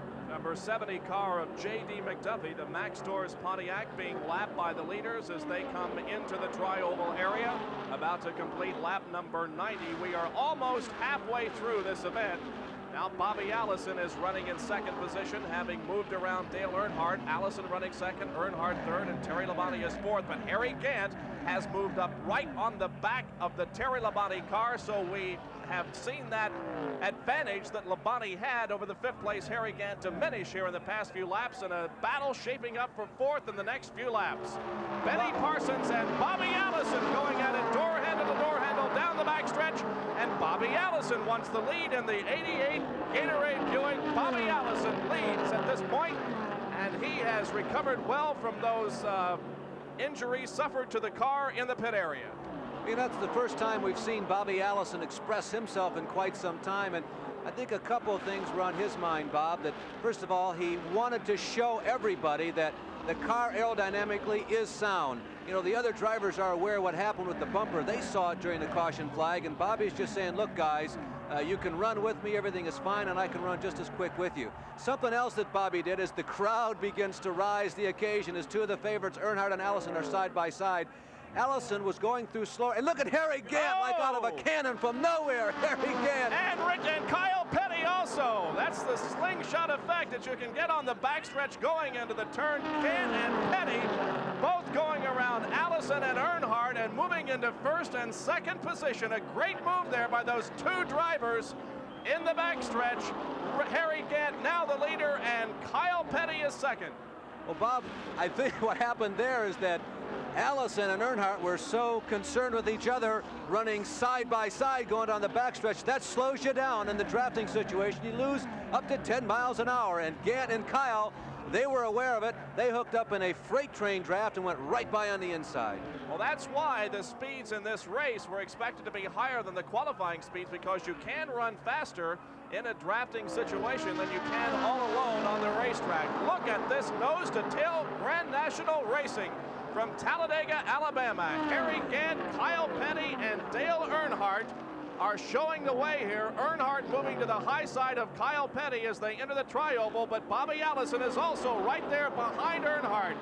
Here they come. We'll see how they cross the start-finish line to score lap number 93. One more lap, and we'll be exactly halfway through this race. Harry Gant was the leader of that lap with Earnhardt running second position, but now those two are side by side in turns 1 and 2. Bob, you know, if you watch Kyle Petty closely, he is not perfectly comfortable in the car. He's running quick. He's obviously got enough horses to stay with the lead draft, but every once in a while you see a little more wiggling in Kyle's situation than the other front runners. And the last time that Benny Parsons went around Kyle, he too had been observing that. I saw him give him extra room. And the Petty crew may be thinking right now, what are they going to do to make that car just a little more stable underneath Kyle during the next period of pit stops? Kyle Petty running strong on the racetrack. Just a few laps ago, Richard Petty dropped out of competition. We are halfway through the Talladega Winston 500. Halfway, 94 laps complete. It is a three-car battle between Bobby Allison, Harry Gant, and Dale Earnhardt. We will be right back. And our sources tell us that the car driven by Mark Martin perhaps has a problem with the windshield. We will be waiting to see whether or not Mark comes into the pit area, but we did have word that perhaps the windshield on that car is caving in. At any rate, the green flag stays out, and this is how they're running. Benny Parsons, Bobby Allison, Harry Gant, and Kyle Petty. Here is Dale Earnhardt into the pit area. Dale Earnhardt sliding to a stop, the crew going to work. Dale was running in second position, but now has chosen this opportunity to get back into the pit area for another stop. We have the clock on him. We'll see how long it takes that Wrangler crew to get him back into competition, and there he goes, and the pit stop was 17.9 seconds, and he is laying rubber getting out of the pit area. Well, Bob, we were getting close to the time when it would have been appropriate to pit, but Earnhardt did catch me a little by surprise. He's in earlier than I expected, but let's see how it works for him. Keep in mind now, the other leaders in the lead draft are about 3/4 of a lap ahead of Dale, but obviously they'll have to come in soon. Or also, Dale's counting on the fact that they too have to pit under the green flag. And the leader is Benny Parsons. Right behind him is Bobby Allison. Those two cars have moved out ahead of the third place car, Kyle Petty. So quite a distance between the second and third place car right now, with Parsons shown as the leader.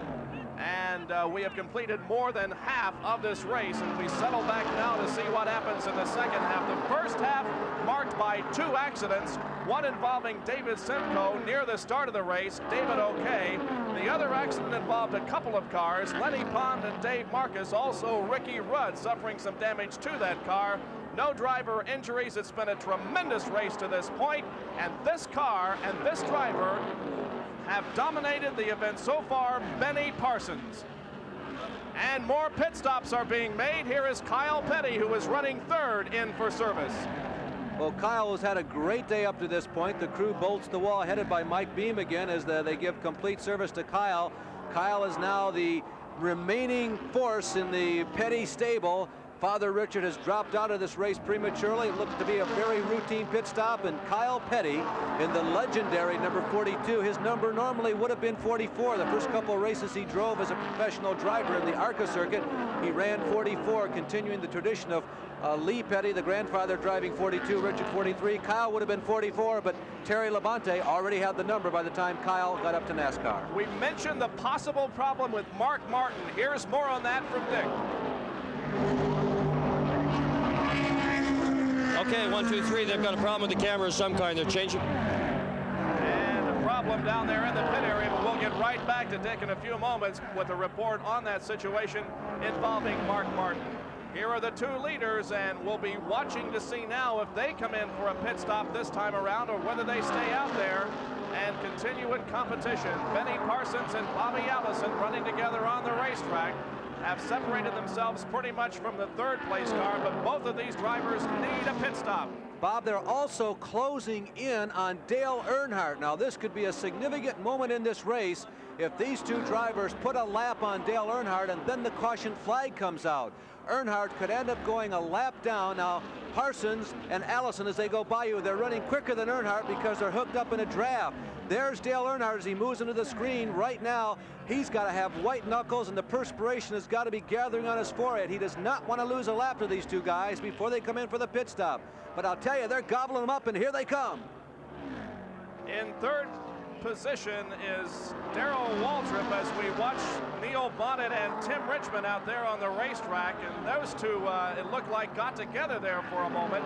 Tim Richmond moving to the inside of Bonnet in turn number 3, but Richmond falling off of the pace just a little bit. 100 laps completed. Benny Parsons, Bobby Allison, Darrell Waltrip, Terry Labonte. In 5th position is Donnie Allison. Running in 6th is Neil Bonnet. 7th is Mark Martin. 8th is Morgan Shepherd. And running in 9th position would be Bill Elliott. Well, there's Tim Richmond on your screen with Morgan Shepherd. Now down to the pit area. There's the windshield we were referring to earlier on the young Batesville, Arkansas. Originally, that was the hometown of Mark Martin. He spent some years in Indiana when he was running on the ASA circuit. He now has moved to the south, where he can remain active, of course, on the Grand National Stock Car Trail. The Apache Stoves Buick Mark Martin, who qualified at better than 195 miles per hour. Let's see how fast this crew can change the front windshield on a race car. The crew is headed up by Mark's father, Julian, who has been with Mark the entirety of his career. They started out about 6 years ago on the dirt tracks back home in Arkansas. And it's really a difficult break for Mark Martin, who was running with the leaders all day. Some of the leaders now coming into the pits, including Darrell Waltrip. By the way, those two leaders, Parsons and Bobby Allison, have lapped Dale Earnhardt, but remember, the two lead cars need a pit stop. The third place car of Darrell Waltrip getting a pit stop right now as the crew changes rubber on the right side of the car, fills it with fuel, and back out goes Darrell Waltrip in 14.9 seconds. 14.9. Isn't this rather unusual? Have you ever seen this being done? Yeah, I have, Bob. It is different, let's say that, but it's really not all that uncommon for this to occur. Dick Bergman has got a further report on the windshield change down in the pits. One of the fellows that's working ever so hard on this windshield is a fellow named Steve Peterson, and Steve has been with Mark Martin on all his short track races for the last couple of years. He's the man who was on your screen taking the windshield off the car. And And here are the two leaders in the pits. Benny Parsons at the top of your screen and Bobby Allison on the bottom. The crew's changing rubber. Benny Parsons is out, and so is Bobby Allison. So those two with just about the same length of time in the pit area, and they pull out with Bobby Allison having pitted further down pit road with the advantage, but both of those cars pulling out quickly. Harry Gant, meanwhile, also in. Terry Labonte moves out of the pit area. Harry Gant's crew is still working, and they have the hood up on that car.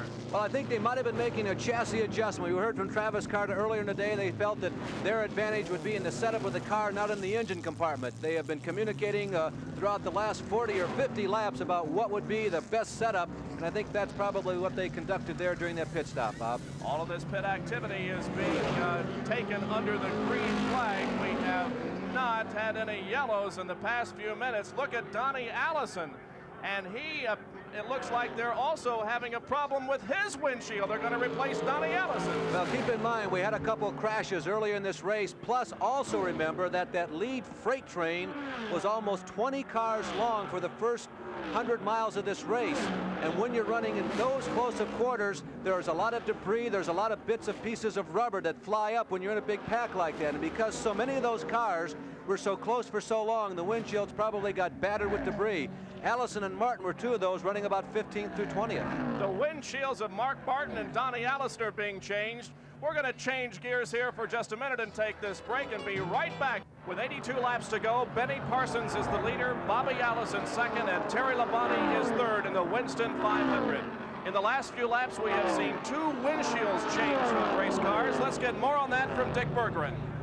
This is Donnie Allison's windshield, or really what's left of Donnie Allison's windshield, and we're looking at the driver's side of the windshield, as a matter of fact. Obviously, it would be extremely difficult to be able to see out of this. That's the reason both Mark Barton and Donnie Allison came in to change them. What would break a windshield like this? At 200 miles an hour, almost anything. A bird could do this to a windshield. An engine part kicked off from an engine that had blown earlier in the day. Possibly a rock kicked up out of the infield could do that kind of a damage to a windshield. Each of these windshields have 3 heavy steel bars behind them to prevent the whole windshield from coming in and collapsing on the driver. And in addition, these are safety plate glass windshields. So it's all done in the interest of safety. Nevertheless, imagine trying to drive at 200 miles an hour, looking at a disaster like that. Thank you, Dick. Good report. Let's pick up some action here on the racetrack. Buddy Baker is leading this contingent, and also in that battle is Neil Bonnet, and to the inside, Donnie Allison. Here they come through the tri-oval. We'll be watching this race on the track. The yellow and white car is Dale Earnhardt, who has been dropping back several positions in the last few laps, Larry. Yeah, he's dropped back. He's managed to stay on the lead lap with the leaders, showing the way Benny Parsons and Donnie Allison. But Earnhardt doesn't appear to be as quick as he was earlier in the day. Earnhardt running down in the 7th position at this point in the race. Remember, Buddy Baker lost several laps very early on, and he's been struggling to make those up, but has been unsuccessful in doing so. And you know, Bob, about a lap ago, I still see the dust coming from underneath Dale Earnhardt's car. He continues to move the groove that he himself, his personal racing line, is using up higher and higher. Oh, trouble in the tri-oval. Buddy Baker coming together with, it appeared to be Donnie Allison. It was not Allison, it was another white car. Just as we were on him, Baker, fortunately for him, spinning near the pit area. Now he'll try to nurse that car back to his pit stall there along the pit row. Buddy Baker in the Uno car, crashing here on the tri-oval. Can you believe the job of driving, not only by Buddy Baker, who managed to do a complete spin and keep the car going, but by Dale Earnhardt and the others who were right there when Baker lost control. There is damage, you can see, to the front end of Dale Earnhardt's car. Buddy Baker did not make a stop in the pit area because we had no yellow, and we had no reason for a yellow because Baker's car came on into the pit area. So Baker stays out there, although there is damage to that car in the right front. Well, Bob, there was a third car involved in that. It was a white car. At first I thought it might have been Donnie Allison, but it looks like perhaps Jimmy Means, I think, is the driver there right in front of Buddy. Jimmy moving up to the high lane, coming down through the tri-oval. Means and Buddy make contact ever so slightly and squeezes Buddy right behind as Dale Earnhardt, and Earnhardt does not have enough time to get on the brakes to prevent from touching the left rear panel of Buddy Baker's race car. Earnhardt pushing Buddy, who is slowing down suddenly in front of him, pushes Buddy around, nowhere for Dale to go. And Buddy standing on the brakes all the way around, fighting the steering wheel as the car comes around and starts to point in the right direction. Now you tromp on the accelerator. It gives you control of the machine again. And Bob, you're right. That was one fine piece of work. I tell you, and also by Dale Earnhardt and by Neil Bonnet, who was right behind Earnhardt. It was a tremendous job of driving. Meanwhile, a part off of the car has been spotted by our cameraman lying in the grassy area of the racetrack. This has been a tremendous race, and a lot of things have happened here in the first 2/3 of it.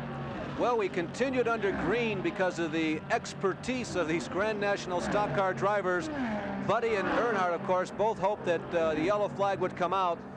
There are the pieces flying off of Earnhardt's car as he leaves the tri-oval area and heads for the 33-degree banking in turn number 1. Real tough break for Earnhardt, who had run up front all day long, and we saw him running that spectacular line. There's Donnie Allison moving underneath Earnhardt. Donnie has been behind Dale since the incident a couple of laps ago. I have a feeling we may see Earnhardt coming in, although he certainly doesn't give any indication of it at this point. No, as a matter of fact, he's staying right up there in the high racing groove that he has been using most of the afternoon. And although there is damage to the front end of that car, Earnhardt stays on the button. Well, let's review our leaders at this point with 115 laps completed. Benny Parsons, the leader. Bobby Allison is second. Terry Labonte running in third position. Darrell Waltrip is fourth. Running in fifth is Kyle Petty. Sixth is Morgan Shepherd. Seventh was Dale Earnhardt. And eighth, Neil Bonnet.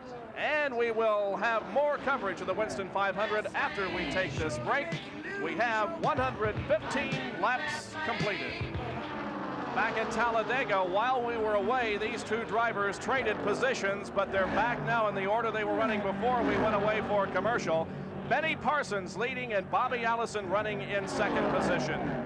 Ricky Rudd suffered damage to his car a little bit earlier in the day as he suffered some damage to the right rear of that car. He came in the pit area, pulled behind the wall, work was done to it, and now Ricky Rudd is back out there in competition in the Piedmont Airlines Pontiac.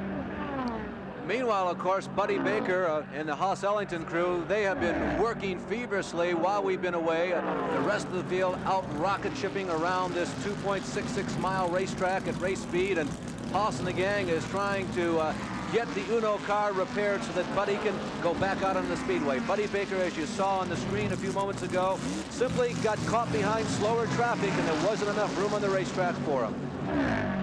But it's not enough to keep Buddy Baker out of competition. He is back on the racetrack. A few laps ago, when we passed the halfway point, a special award was given. They have gathered up $5,000 to give to the guy who leads the halfway point of the race, and Bobby Allison, who has not led all that number of laps in this race, was the guy who was heading the pack at the halfway point, so Bobby picked up the $5,000. But the main man to this point certainly appears to be the number 28, not the 88. Well, a sponsor is very important to any race car, and Piedmont Airlines has been involved in racing throughout the season, sponsoring the Ricky Rudd car. We understand that about 600 employees and people invited by Piedmont Airlines are watching this afternoon from Winston-Salem, North Carolina. We thank you for your support of auto racing, and we are very glad that you are watching our live coverage of the Winston 500 on ESPN. Here is Dick Berggren with Haas Ellington. Haas Ellington, you're the car owner for Buddy Baker, the Uno car. What happened just now? Well, we've had bad luck all day. The first time we got in there, we had our tire equalized. We took us 2 laps to find out what that was on that deal. Then we got hit in the pits by another car, and that cost us another pit stop. And then car 52 run us in the wall. So it just ain't been our day. That's all I can say. What kind of shape is the car in after all that? Well, the front end's tore up and the back end's tore up. So we might go try to stay out there and just see what we can do. Right now we got a caution, so maybe we'll get a chance to work on it some more. That's Haas Ellington, Buddy Baker's car owner. And we do have a caution on the racetrack, and we believe it's because of some debris down in the turn 1 area, right, Larry? Well, Bob, I was watching Dale Earnhardt a couple of laps ago come through the tri-oval, approach turn number 1, and more pieces of metal from that damaged front end I saw exiting the race car and flying up in the air, and some shiny parts tumbling down the front stretch here. And going down toward the infield area. So I'm pretty sure that we've got debris on the racetrack near the entry to turn number 1, and this should bring everybody home for refreshments. I think you're absolutely right. We can see the first 2 cars at least coming in for service. Benny Parsons and Bobby Allison, also Darrell Waltrip and Ricky Rudd. There is Terry Labonte, Morgan Shepherd also into the pit area. We'll split our screen and watch the pit stops for the leaders. Benny Parsons on the top of your screen and Bobby Allison on the bottom. Well, it takes a full crew of people, obviously, to service these cars in a brief period of time. Waddell Wilson, the crew chief, the Jackman, Slick Poston on the number 28 car. The car on the top of your screen does his job. He's already had the right side up and down. Now the left side's back up. An important man in all of this operation is certainly the guy who refills the gas tank, and that's Richard Bostick on the Harry Renier team. As Benny Parsons pulls away, the J.D. Stacy name emblazoned boldly on the side, as Bobby Allison also pulls out those Terry Labonte. So apparently uneventful pit stops for all of our leaders, but then you never know. Sometimes the gas doesn't fill up. Sometimes the right tire has not been pulled off the rack. You just never know in racing. Well, we mentioned sponsorships, and we salute J.D. Stacy for placing 6 cars in this race here today. While the yellow is on, we'll take this break and be right back at Talladega. Back at Talladega with 121 laps completed. We have 67 to go in the Winston 500. Waddell Wilson prepared the pole sitter car, Benny Parsons, for this particular race. Parsons qualified at over 200 miles an hour, 200.176 to be exact. And we asked Benny Parsons about Waddell's secret. Well, you know, his race cars historically have ran awfully well at Daytona and Talladega. What it is probably the best known secret. You know, it's better than the Coca-Cola syrup probably, because no one knows but Waddell, and he ain't telling. And that is about as succinct as you can put it. And be rest assured, many, including some of his former and current drivers, have asked, Waddell, how you do that? And to quote Benny Parsons, he ain't telling. Waddell not only has wrenched many cars that have qualified quick here, but he also has the 2 most recent winners in the Winston 500 in 1980. Buddy Baker came home first, and in 1981, Bobby Allison was first under the checker flag, and Benny Parsons hopes to continue that string here today, going for 3 in a row for Waddell Wilson as a crew chief. Well, Benny Parsons right now running in 2nd position behind Bobby Allison. Behind Benny Parsons is the 3rd place car of Terry Labonte.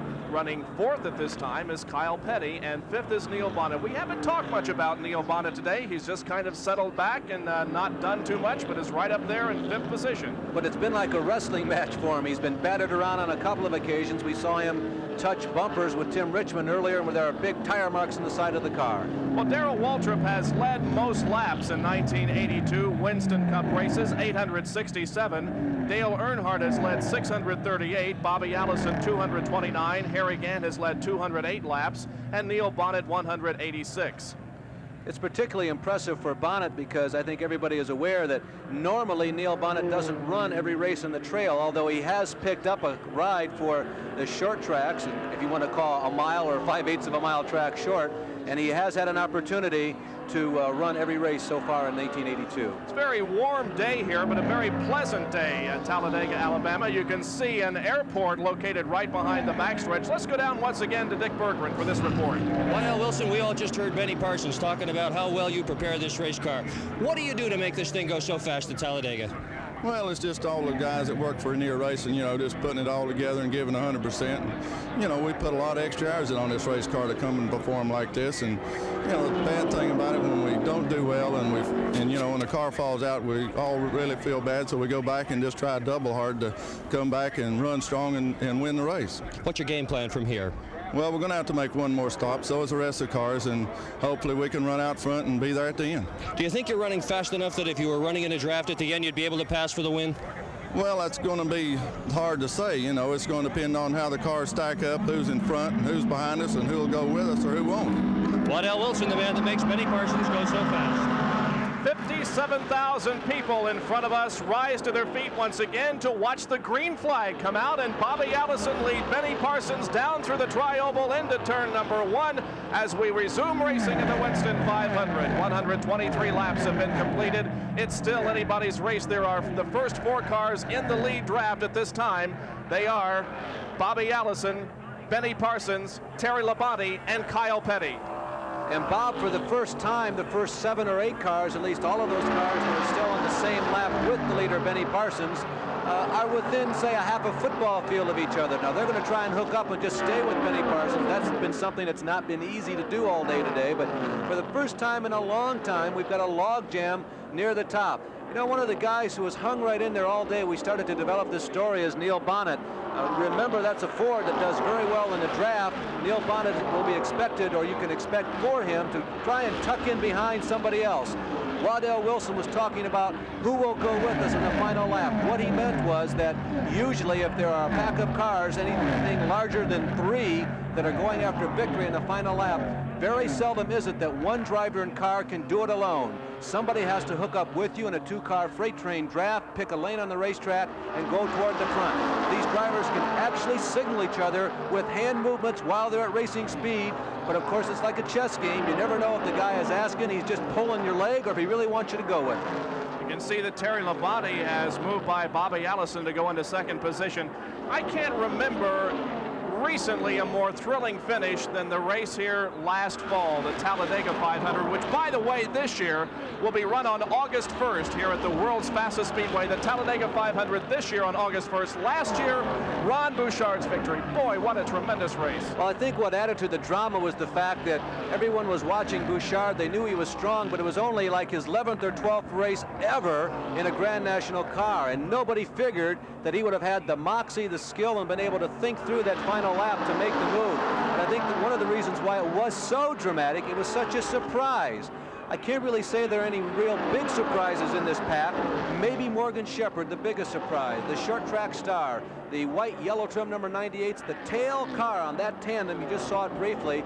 He's still on the lead lap. He's never been more than 3 or 4 seconds behind the leader. Another surprise, Kyle Petty, although remember, Kyle did run up front at Daytona until he had car problems. All right, let's go back through the field now. Running in 5th position is Darrell Waltrip.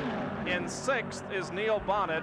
In 7th position is Morgan Shepherd. 8th is Dale Earnhardt. Then a lap down in 9th position is Mark Martin. In 10th is Harry Gant, also a lap down. In 11th is Donnie Allison. Running in 12th position is Tim Richmond. 13th is Slick Johnson. And in 14th position would be Buddy Arrington. Let's get an overview of the most recent pit stop activity from our reporter down there, Dick Berger. Dick? Well, there's a real competition going on today in the pit area, in that there are several teams that are trying to participate in a pit crew contest. The one that spends the least amount of time in the pits and yet finishes the race is going to wind up with $2,000. That amount of money goes directly to the crew, so you can best believe they're going to be highly motivated to do well here. Terry Labonte, J.C. Elder, the crew chief, has made 4 stops. They've been in for a total of 176 seconds. Benny Parsons, Waddell Wilson, crew chief, also 4 stops for 195.52. And Darrell Waltrip, chief by Junior Johnson, has been in for 4 stops at 184.20. All right, Dick. And we go back to the racetrack to check on the progress of our first 3 cars. Benny Parsons, Terry Labonte, and Bobby Allison. Still running in 4th position is Kyle Petty. Great wheel-to-wheel and nose-to-tail racing here in the lead draft as we have completed 127 laps of the 188. We got 62 to go here in Talladega, Alabama. This is Bob Jenkins, Larry Newber, and Dick Bergman covering the activity for you here today. We'll take this break and be right back. Well, on Thursday, May 13th at 8:30 p.m. Eastern Daylight Time and 5 p.m. Pacific Daylight Time, join us for Top Rank Boxing from Fort Worth, Texas. Sal Marciano and Al Bernstein will be there to cover a couple of fights for you, a 10-round junior lightweight battle and a 10-round bantamweight battle, and one of the fighters in that is Harold Petty from Fort Worth, Texas. So join us for Top Rank Boxing Thursday, May 13th at 8:30 p.m. Eastern Time, 5:30 Pacific Time here on ESPN. You know, Top Rank Boxing on ESPN, Bob, has been one of our more interesting series. We've been able to follow the careers of a lot of young fighters who have gone on to start it. And at the Winston 500, we are still under a green flag situation. And at the end of 130 laps, it is still Benny Parsons and Terry Labonte running 1 and 2. Running in 3rd position at this time, Kyle Petty, who has gotten around Bobby Allison. Allison is 4th. 5th position belongs to Darrell Waltrip. Waltrip has not challenged in the last several laps, Larry. Is there a reason for that, you think? Yeah, I think it's their race plan. I think that Junior Johnson and Darrell Waltrip in the last 2 years have perhaps become the master strategist in NASCAR racing. There have been many races that Waltrip has gone on to victory in that he really hasn't shown the way. He hasn't blazed the trail. He stayed right where he is right now, but come the final 2 laps, he's also wherever he wants to be then, also up front. The editor of Stock Car Racing magazine is doing some television work today for ESPN. Here is Dick Berggren in the pit area. Well, the last time we were in this particular pit area, Harry Gant's pit area, the driver was leading, and it was a very happy pit crew. Right now, this crew is down. Their engine has lost a cylinder. They're running on 7. They're hardly able to keep up. Let's check on the cars who have dropped out of the competition here in the Winston 500. Dave Simcoe was the first out because of an accident. Also out, L.W. Wright, Cale Yarborough, Ron Bouchard, Jody Ridley, and Steve Moore. Also dropping by the wayside, Jeff Bodine, Dave Marcus, Lenny Pond, Richard Petty, Rick Wilson, Lake Speed, Bill Elliott, and Buddy Baker. So all of those cars are out of the race, but we still have several in the lead draft being led by Benny Parsons. Bob, we've had over 30 lead changes in this race to this point with 130 laps approximately expired. At the top of the show, you remember, we had hopes of perhaps seeing the fastest 500-mile race in auto racing history. Because of all the caution flags we've had, 31 laps of which to be exact, our chances for seeing the fastest 500-mile race in history are gone. When Lenny Pond set the track record back in 1978, there were only 17 laps of caution when Lenny came home at an average speed of almost 175 miles an hour. Put that into perspective. 500 miles, averaging 175 miles an hour, and he probably stopped 5 or 6 times en route to that. Our average speed up to this point at 130 laps gone by is 151. That's not too slow. I think that's quicker than I get back and forth to work. We mentioned that Benny Parsons established a new 1-lap qualifying record here at 200.176. Bobby Isaac still holds the non-qualifying 1-lap record for this type of race car at 201.104. A.J. Foyt has the record for an Indy car here at 217, and of course Mark Donohue has the all-time record at 221 miles an hour. Now the positions again change out on the racetrack as Bobby Allison goes back around Kyle Petty as Petty settles back to 4th position. Well, Bob, the last time by the main stands here in the front stretch, you heard another row coming up from the crowd. You know, the arena here is so large, it's just like a noise in the background. But what was going on is that they were seeing for the first time today, Kyle Petty actually made a move for the lead. And boy, did the crowd react to that. But what happened, Kyle dropped down out of the draft, the line of cars that was breaking the wind coming into their faces. Kyle dropped down and nobody went with him. He got down there all by himself, and a term that you hear a lot in NASCAR racing is like being drop kicked back toward the tail of the line of cars you were battling with. In Kyle's case, fortunately, he jerked the steering wheel to the right and got back in line real quickly, and he fell into 4th position in the line. Parsons moved back up front. Labonte there right in the center of your screen runs 2nd. Bobby Allison runs in 3rd place, and right behind Bobby is Kyle, who was able to get back into that line of race cars. There are 10 cars in the lead draft, but a couple of them are more than a lap down. Kyle Petty is 18th in the point standings for the 1982 Winston Cup with 811. His best finish on the tour so far has been a 14th at North Wilkesboro, North Carolina. Here comes the lead draft down the tri-oval. Well, Harry Gant, whose crew chief we heard from moments ago, is still out on the racetrack running with just 7 cylinders, and there is Harry running on the racetrack behind one of the real veterans of the NASCAR circuit, Buddy Arrington. And the only way that Harry can even be at speeds that are safe out there when you're running on 7 cylinders is to draft with somebody. So Harry is tucked in behind old friend Buddy Arrington, and Buddy is towing him around this racetrack. Obviously that puts extra stress and strain on the Arrington machine, and the one thing that Gant has to be careful of, every once in a while he's got to move that car to the high side or the low side of Arrington to give it a little breath of fresh air, and also to keep the engine from overheating. But Harry Gant hooked up in a draft with Buddy Arrington and trying to finish this race. And Harry Gant with the ESPN logo on the left front place where the lights would go on that car. We might remind you that our dedication to NASCAR Winston Cup racing will continue with 3 more live broadcasts They will be at Michigan, at Richmond, and at North Wilkesboro, and we are planning a 4th race for you. So we will have all of the action of the 1982 battle for the Winston Cup. Harry Gant continuing to battle with Buddy Arrington out there on the racetrack. As we have completed 137 laps, we have 51 to go. Benny Parsons continues to set the pace, followed closely by Terry Labonte and Bobby Allison. We'll be back in just a moment. Benny Parsons, Terry Labonte, and Bobby Allison are the first 3 positions here in the Winston 500. Now on the racetrack in the backstretch, we notice that Darrell Waltrip has moved around Bobby Allison, so Waltrip takes over 3rd position here. There is quite a separation between the 2nd and 3rd place cars as Terry Labonte has moved ahead of this duo, Bobby Allison and Darrell Waltrip. But look at Allison move to the inside of Waltrip in turn number 3 and go back into 3rd position. Well, the soft drink industry well represented. You see the right front fender on Bobby Allison's car flapping in the breeze from that incident earlier in the race. The soft drink industry well represented, but it's nothing soft about racing out here.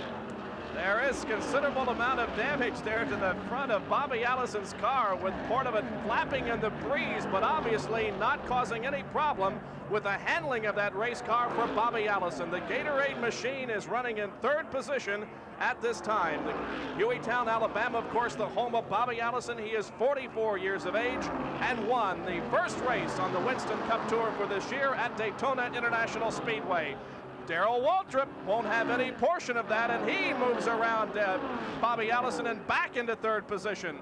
So this great race out there for 3rd between Waltrip and Allison continues.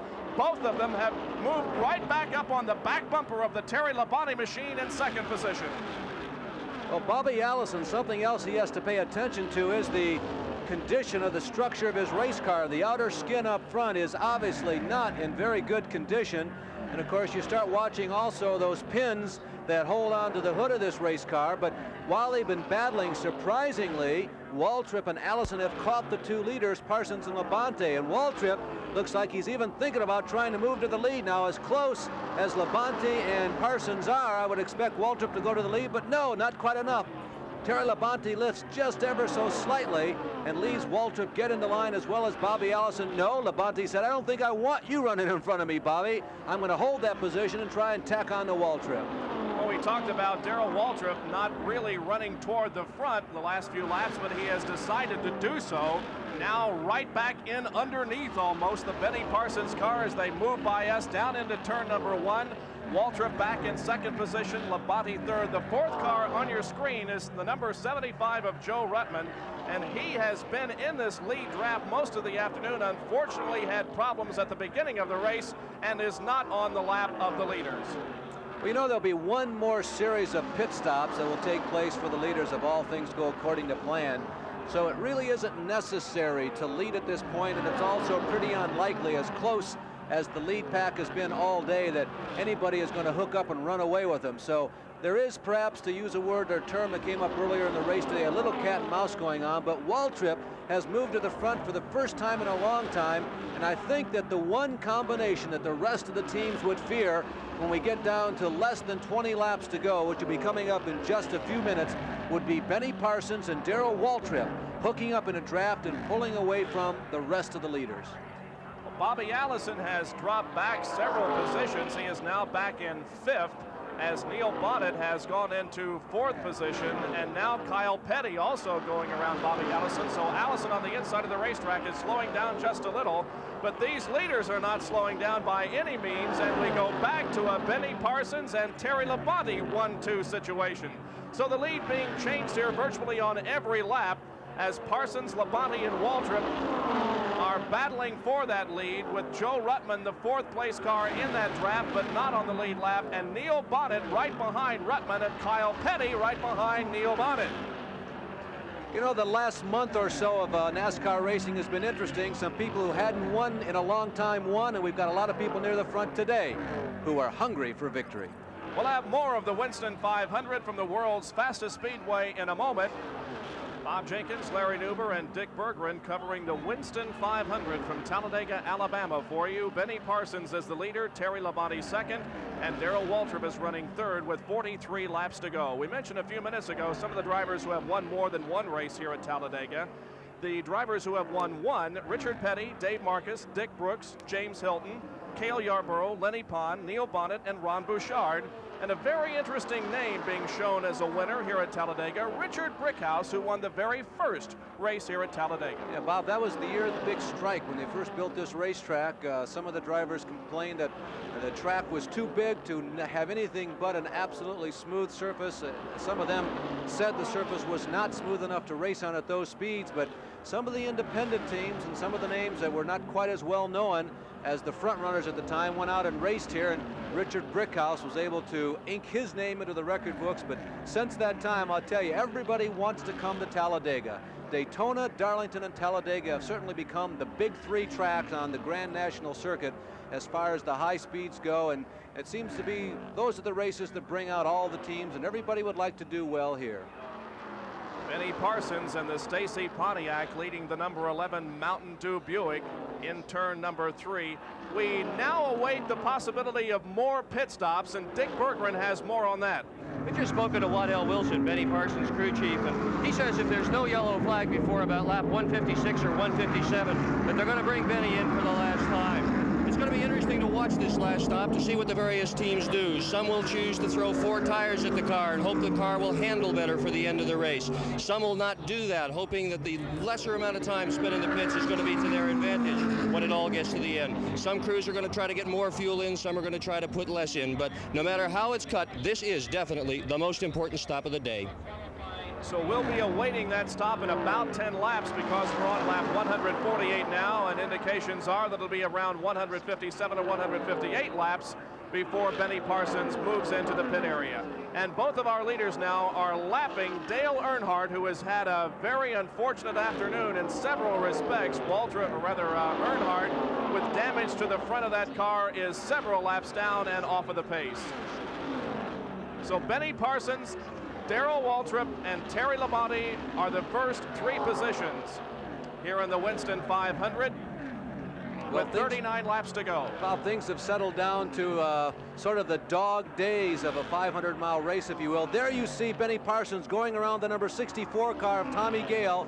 Tommy, one of those independents running in the Elmo Langley stable. Elmo, a former race car driver himself, and he's one of those people who, you know, if it wasn't for the independents, NASCAR racing would not be what it is today. You see the lead pack filing by on the outside. Tommy Gale, somebody that all the other drivers have absolutely no trepidations about running close to at these high speeds. That's a team and a driver that shows up for every one of the races and just stays in there and kind of toughs it out. And despite the fact they know their chances of running up front are really all not that great, they still support the sport. And a black flag has been given to Dale Earnhardt, and he has moved into the pit area. He has won over $125,000 so far in 1982. But he has been black flagged because of that damage apparently to the front of the car. The NASCAR officials feeling that the hood on that car was about to come off, so the crew, as you can see, working on it right now. Now, Earnhardt is the son of a famous racing driver from the past. His father, Ralph, was just an outstanding dirt tracker and ran for many years, and many of the early years of NASCAR as an organization. But right now, son Dale is having his problems here at Talladega in early 1982. Well, look who's leading the Winston 500. By golly, Darrell Waltrip has passed Benny Parsons, and Darrell Waltrip now the leader with Benny Parsons running second. Terry Labonte still running in third position. The race summary to this point, with 148 laps completed, we have had 13 leaders and 34 lead changes. How's that for racing? And 6 caution periods, nothing for anything very serious.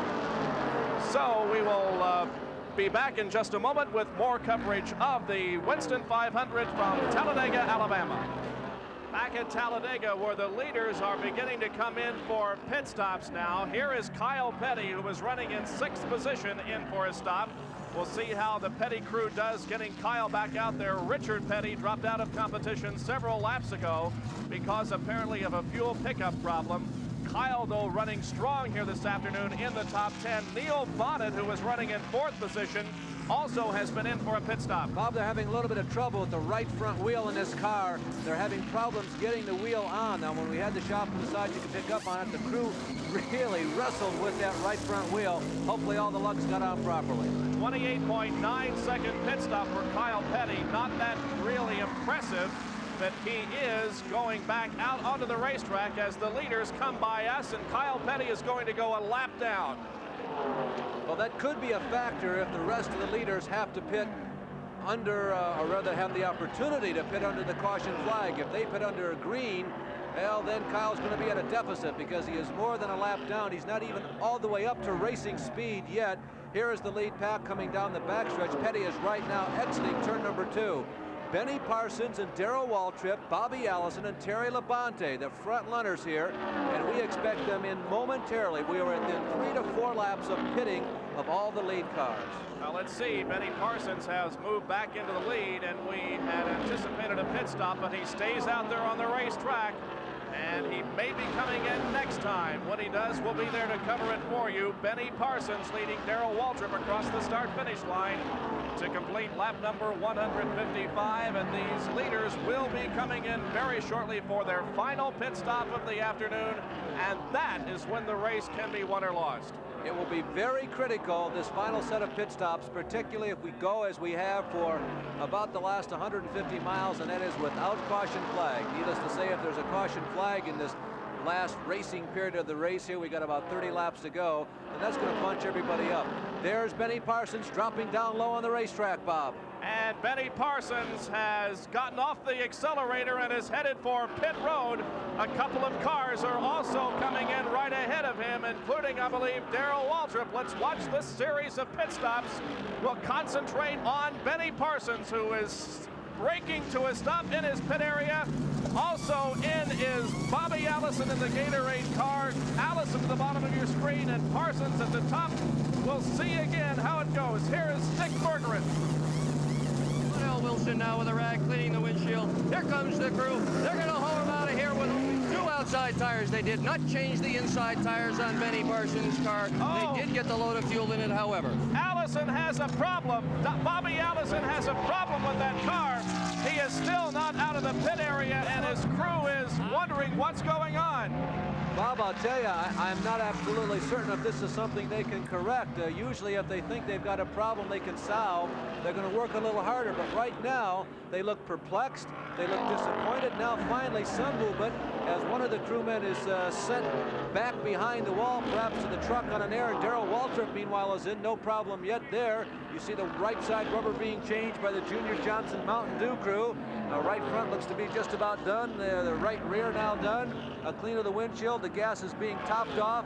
Also, no inside rubber for Waltrip and Terry Labonte. Out drag strips Waltrip. Well, Bobby Allison's car is jacked up on the right side very high. They're looking underneath it on the right side. Any speculation? No, they appear to be looking near the differential, perhaps along the transmission or drive shaft line. Now a crewman is crawling underneath there, and Bob, just no guess whatsoever. I saw Gary Nelson look under real quickly when Bobby had to make that sudden stop as he was pulling away, and I had the feeling that Gary knew what it was, and I also had the feeling that Gary thought it was over.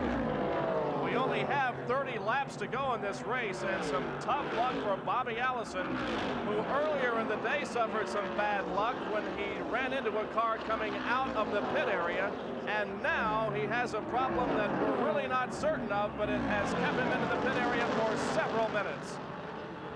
So the green flag is still out, but we'll take this break and be right back with Terry Labonte, now the leader, and Darrell Waltrip running in second place. Back at Talladega, Alabama, where ESPN is covering live for you the Winston 500. There will be another race here later in the year, the Talladega 500, on the 1st of August. Let's go down to Dick Bergeron for a further explanation of what's wrong with Bobby Allison. What's wrong with Bobby Allison is that the drive shaft in that car broke. Not only did it break, it is severely bent. There is no way they could have run with that drive shaft the way it was. They're in the process now of putting another one underneath the car. 2 members of the crew, 3 members of the crew under the car working frantically trying to get Bobby Allison back out. But this is a very long stop, and it will certainly put Bobby out of contention. The leaders have completed their final pit stops of the afternoon. Benny Parsons, Darrell Waltrip, and Terry Labonte are the first 3 cars. And Bob, if there are no cautions for the rest of this race, there it is. There's the final lap. Running in 4th position right now, it's just about a dead heat between Kyle Petty and Neil Bonnet as Waltrip again goes underneath Benny Parsons. It's almost a dead heat for 4th between Kyle and Neil, but they are about a whole turn behind this leading trio. Donnie Allison happens to be in a draft right now with Kyle and Neil, but Donnie is a couple laps back. We're still on the same lap with the leaders running in 6th position as Morgan Shepherd, but right there are the 3 main men for the final 28, now 27 laps of this race, and their wheels inside their minds begin to click and begin to roll, and the strategy begins to unfold. They're watching each other very carefully. Parsons is trying to find out where on this racetrack is Waltrip have the most power. Where does the car seem to be most stable? Right now, Labonte is getting an eye full of both of them. Terry is thinking, geez, these guys are tough. Do I have enough to do it today? Well, Terry Labonte would like very much to have a win on the Winston Cup Tour this year. He has finished 20th at Martinsville, but other than that, his worst finish has been 8th position, and he is the leader in the 82 battle for the Winston Cup. So Terry Labonte was running in 3rd place right now, would very much like to walk off with the victory here at Talladega. This is Kyle Petty, also Tim Richmond, and the car behind Richmond. Yeah, well, Kyle has been battling with Neil, and right now Tim Richmond has been able to sandwich himself between Kyle and Neil Bonnet. Neil's had a rough day. We commented about that earlier, and that car looks to be a little more weather-worn than it was the last time we talked about it. He just has not had enough oomph to run up front, but Neil has hung right in there. Talk about going back in time a few years, putting Cale Yarborough in the Woods Brothers car. Benny Parsons has moved back around Darrell Waltrip, so Parsons is now leading the race. Waltrip 2nd and Labonte is 3rd as those 2 cars go around Jimmy Means driving the Broadway Motors Buick. Jimmy has been competitive all afternoon, but not in the lead situation. Well, Jimmy is another one of those independents who comes for every race and just loves to go stock car racing, and he's one of those guys who hangs in there and really hopes with all of his faculties each week that maybe he can sneak into the top 10. Jimmy Means, a former Nashville track champion and a guy who's been around the Grand National Trail for, gosh, going on about 10 years now. Now a little bit of distance being opened up between the 2nd and 3rd place cars of Darrell Waltrip and Terry Labonte. But Labonte, as the cars go into the 3rd and 4th turns, is able to close up the distance just a little bit. Here they come off of turn number 4 onto the tri-oval area of the Speedway. And the 3-car draft continues here. Again, these 3 cars apparently are going to be in the contention for the lead when the checkered flag drops, as there is about a half a lap separation between the 3rd and 4th place cars. Here in the tri-oval, we notice a car smoking very badly. I think it's Joe Ruttman, Bob. That is Joe Ruttman, who has had problems all afternoon, and now a billow of smoke coming from the rear of that race car as he slows down going into turn number 1. It'll be interesting to see as we look at Joe's winnings to date, $75,000. Most of them, of course, in the J.D. Stacy team when he was running the number 2 car would go back up front. Interesting to see whether or not we get a caution. There has been no indication from Harold Kinder that the caution flag is going to come out. I see him straining his own eyes right now, seeing whether or not there is debris on this racetrack here through the tri-oval. Apparently, all the officials are satisfied, and we remain under a green flag condition. 165 laps go by as the sand begins to run out of the hourglass. And if anybody outside of these 3 drivers has anything left, now is when they have to turn it loose. Those anybody's might be Kyle Petty, might be Neil Bonnet, might be Morgan Shepherd. That doesn't look likely. As Bob pointed out to you a minute ago, it's probably going to come down to the 3 of them. Remember something else. You notice that Labonte has now moved himself between Waltrip and Parsons. Now we have a yellow. The yellow flag is out on the racetrack, Bob. All right, the concern of NASCAR officials, of course, is there oil on the racetrack that is a hindrance and can be very dangerous to the other drivers? They apparently have made that determination, so the crews will go now out onto the racetrack and sop off the oil that has been placed down apparently by the car driven by Joe Ruttman. Neil Bonnet is also slowing down in that Wood Brothers Ford as he comes into the pit area, or at least is down on the apron of the racetrack and appears to be headed for pit road. So our driver that was running in 5th position, Neil Bonnet, is headed for pit road. Well, there are a lot of people who will tell you that even though there haven't been that many victories over the past half-decade for the Wood Brothers team, that this may well be the first chair in all of NASCAR racing. Though Neil is motoring slowly right now, if it is just a problem, for instance, gas, you know, the Fords are a little more temperamental when it comes to fuel consumption. There are a lot of advantages to running a Ford in Grand National racing, but one of the things they have to be very careful of, and guess what? It's not gas. No, it isn't. Neil Bonnet certainly answered that question early on. We're about ready to comment that as slow as he was moving, because we were under caution flag, he still would have been able to stay in the lead lap. Well, all the leaders are going to take the last opportunity to check over their cars. They're going to check the tire wear. They'll make a decision as to whether or not to change some of the rubber on this, whether or not to change just outside or inside. And Dick Bergman is right down there on top of the I'm Zoom with crew. Darrell Waltrip's crew. It's Junior. In Darrell Waltrip's pit, when the yellow flag came out, Junior Johnson just stuck 4 fingers up in the air. Everybody knew what that meant. They got 4 tires ready. You see it, the 4 tires are going on the car now. That was Junior himself clearing Darrell's windshield off for him. Car's still up in the air. They're getting the right rear tire on. Down goes the jack, and off goes Darrell Waltrip. Well, Terry Labonte got out of the pit area considerably ahead of Darrell Waltrip, but of course we are under a yellow as the cars will bunch up now behind the pace car. We have 21 laps to go, and it should be a tremendous dash to the finish. We'll be back with it in just a moment. Not only are points important, but also prize money, and there is $391,475 available for the Winston 500. The winner will take home $32,500. Second place, $22,100. Third place, $16,990. And the 4th place finisher will walk off with a cool $13,300 for today's race. An interesting situation. I don't believe Benny Parsons came in. Most of the other leaders did, and Parsons still out there. You can see that Darrell Waltrip leads in the amount of money won so far this year with $183,000. Allison second with $174,000. Dale Earnhardt is 3rd with more than $125,000. Benny Parsons is 4th in money winning so far this year with $117,000, and Yarborough 5th with $116,000. Bob, the NASCAR trail has become really one of the most lucrative and one of the most gratifying for those teams that don't have an opportunity to win all the time. There you see 6 through 10 in winnings up to this point. Labonte, Richard Petty, Ron Bouchard, Harry Gann, who won last week, and Jody Ridley still looking for his first win of this year.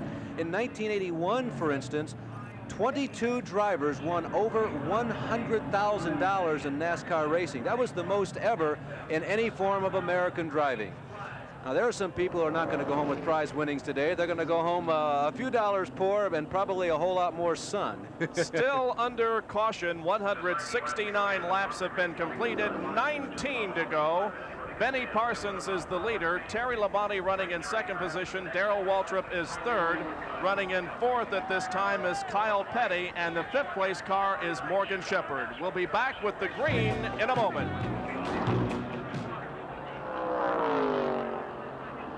5 cars are on the lead lap with less than 16 laps to go. Darrell Waltrip, Kyle Petty, Benny Parsons, Terry Labonte are the first 4 cars. Morgan Shepherd is running 5th. A couple of laps down in 6th position is Tim Richmond, then Donnie Allison, and then Dale Earnhardt. But look at this nose-to-tail battle here toward the end of the race. The yellow is out. Another caution period. Another caution period has come over Talladega, Alabama Speedway. We'll be checking to see the reason for the yellow, but the car's slow once again. Well, the lead pack, as they came through the tri-oval that time, you saw Darrell Waltrip waving his hand. I think he was signaling to the rest of the drivers in that pack that he saw the caution. He was hoping that everybody else behind him saw that caution flag. Darrell was looking ahead at Harold Kinder, who was displaying that yellow flag, and Darrell telling everybody behind him, hey fellas, we got to slow down. So the pace car comes back out onto the racetrack, and we again slow the pace of this field. with Darrell Waltrip leading, and I don't know, Larry, can you predict a winner at this time? No, you can't, Bob, but here's something that does not surprise me. Now, what happens right here is that in a restart of a Grand National race, the slower cars move back down to the bottom of the racetrack so that the lead pack is all by itself. There are so few cars left in this race that they can take a chance on changing the right side tire on this car to make it go faster. He'll move back up to the tail of the field. He will not have any slower cars behind him. There are enough laps left and few cars left that he can take this chance. I am not surprised. Rubber on both sides of that race car, and of course the topping off of the fuel tank. I was a bit surprised last caution period that Benny did not come in, and now here he is. I can't understand why he didn't come in last time if he thought he needed the rubber. Well, now he had the chance, see, and usually they do save the very best set of tires for a situation exactly like this. Waddell knows that both Labonte and Waltrip have brand new tires, so they figured that they'll not get another opportunity. Let's try it. Here is the race summary as we take another break before we go back to the green. At the end of 173 laps, we have had 15 leaders, 43 lead changes, and a total of 8 caution periods. Back at Talladega, Darrell Waltrip is in the lead, but where does he want to be on the last lap to win this race? Well, Larry Newber asked him that question. Well, that's a good question. You know, there's been a lot of pros and cons about that for years. It depends on who you're racing. That's the bottom line. If you have the faster car, then you really have the option of leading or following. Where the start-finish line is, probably smart money would say you ought to be behind the guy so that you could slingshot by him and not give him the opportunity to do that. Then the other things come into play. What if there's traffic, or what if he cuts you off and takes away your options? So 90% of the time, I'm going to be in the front, no matter whether I'm fastest or slowest. I'm going to take my chance. He's got to second guess me. He's got to figure out if I'm going to go high, go low. And I can look at him in the mirror and see what he's thinking about doing too. So I'm going to lead that last lap if at all possible. Well, J.D. Stacy would like very much to bring home a winner this afternoon with Terry Labonte behind the wheel, and Dick Berggren is with J.D. Stacy. Mr. Stacy, you've also got Benny Parsons. He just made a pit stop. He's going to have to charge back through. What's your feeling right now about the potential for Benny Parsons or Terry Labonte to win this race? Well, at the end of the race, when the checkered flag falls, I'll be happy if him or Labonte is up there, either one. J.D. Stacy, sponsor for 2 cars in contention to win this event.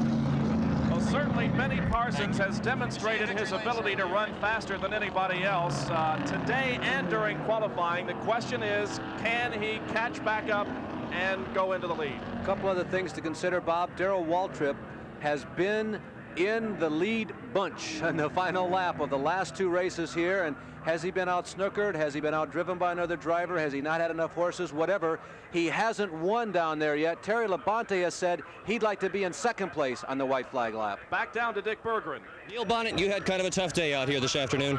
Yeah, we were hanging on all day trying to stay with the lead draft, and right there at the end, the thing just felt like it broke a rod or something. The motor just exploded going in the first turn down there, so looks like it's going to be a good trophy race to the end, though. Seems like a lot of motors blowing up today. Is that true or not?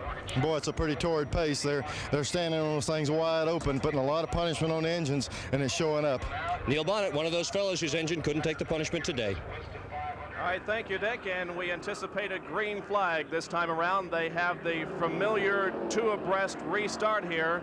Darrell Waltrip is in the lead, exactly where he said he wanted to be, but everybody we talked to said it depends on who you're running with on the track. And there are the 5 cars that are in contention for victory on the outside. In order, Waltrip, Kyle Petty, Terry Labonte, Morgan Shepherd, and Benny Parsons are on the outside. Watch them close when this green flag drops.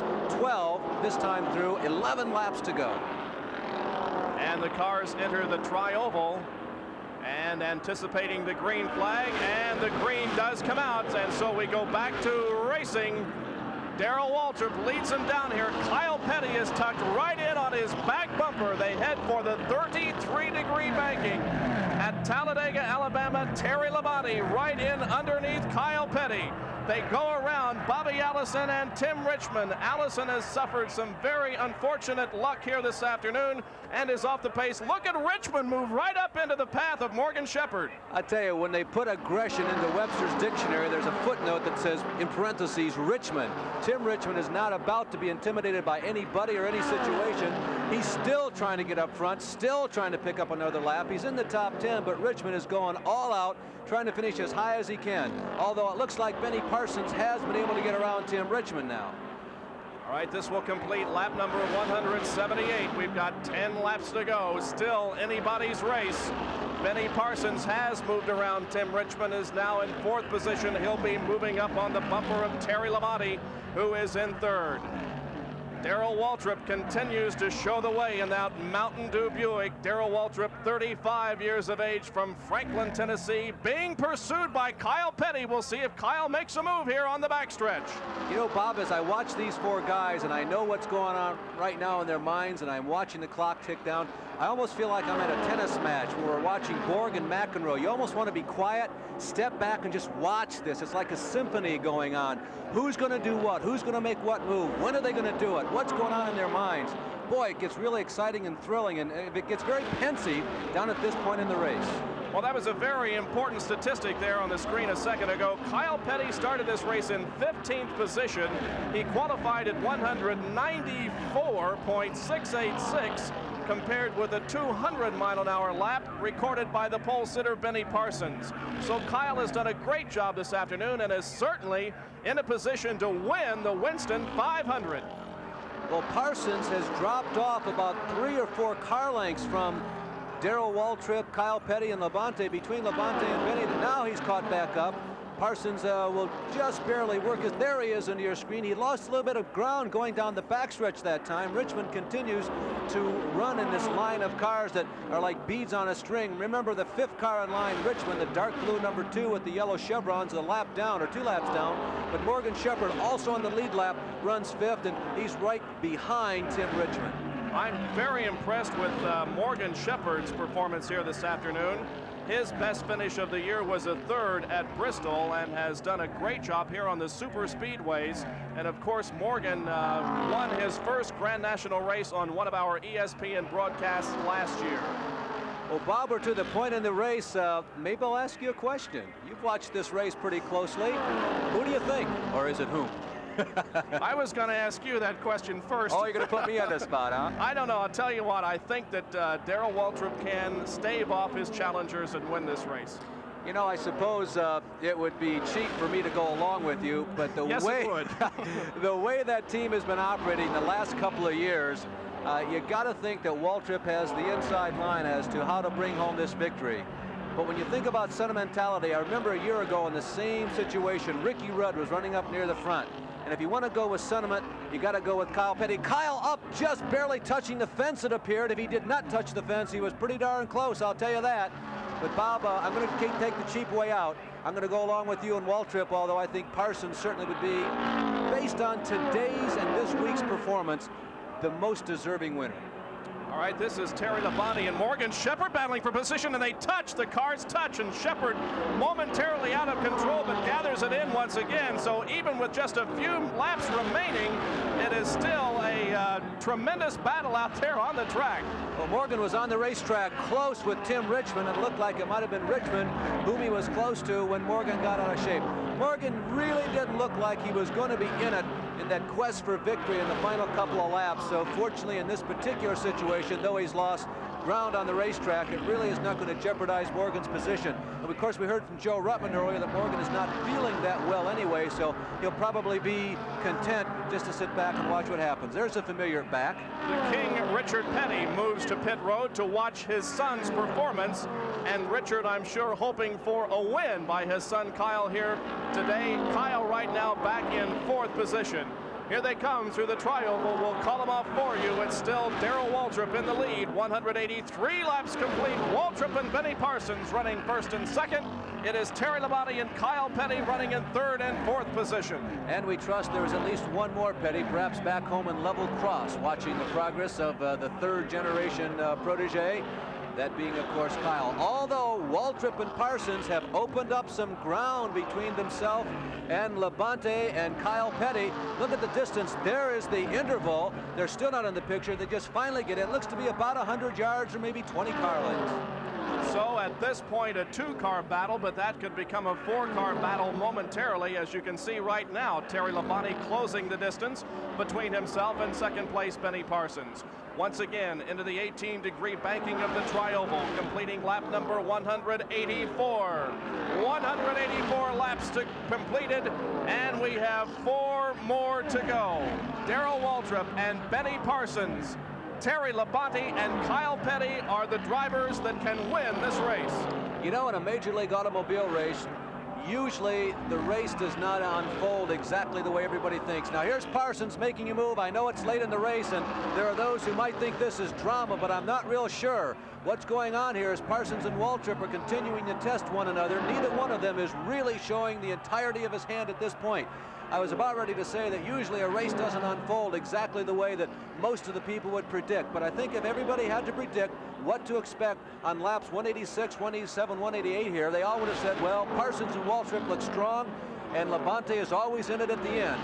And here it is, exactly the way most people thought it might happen.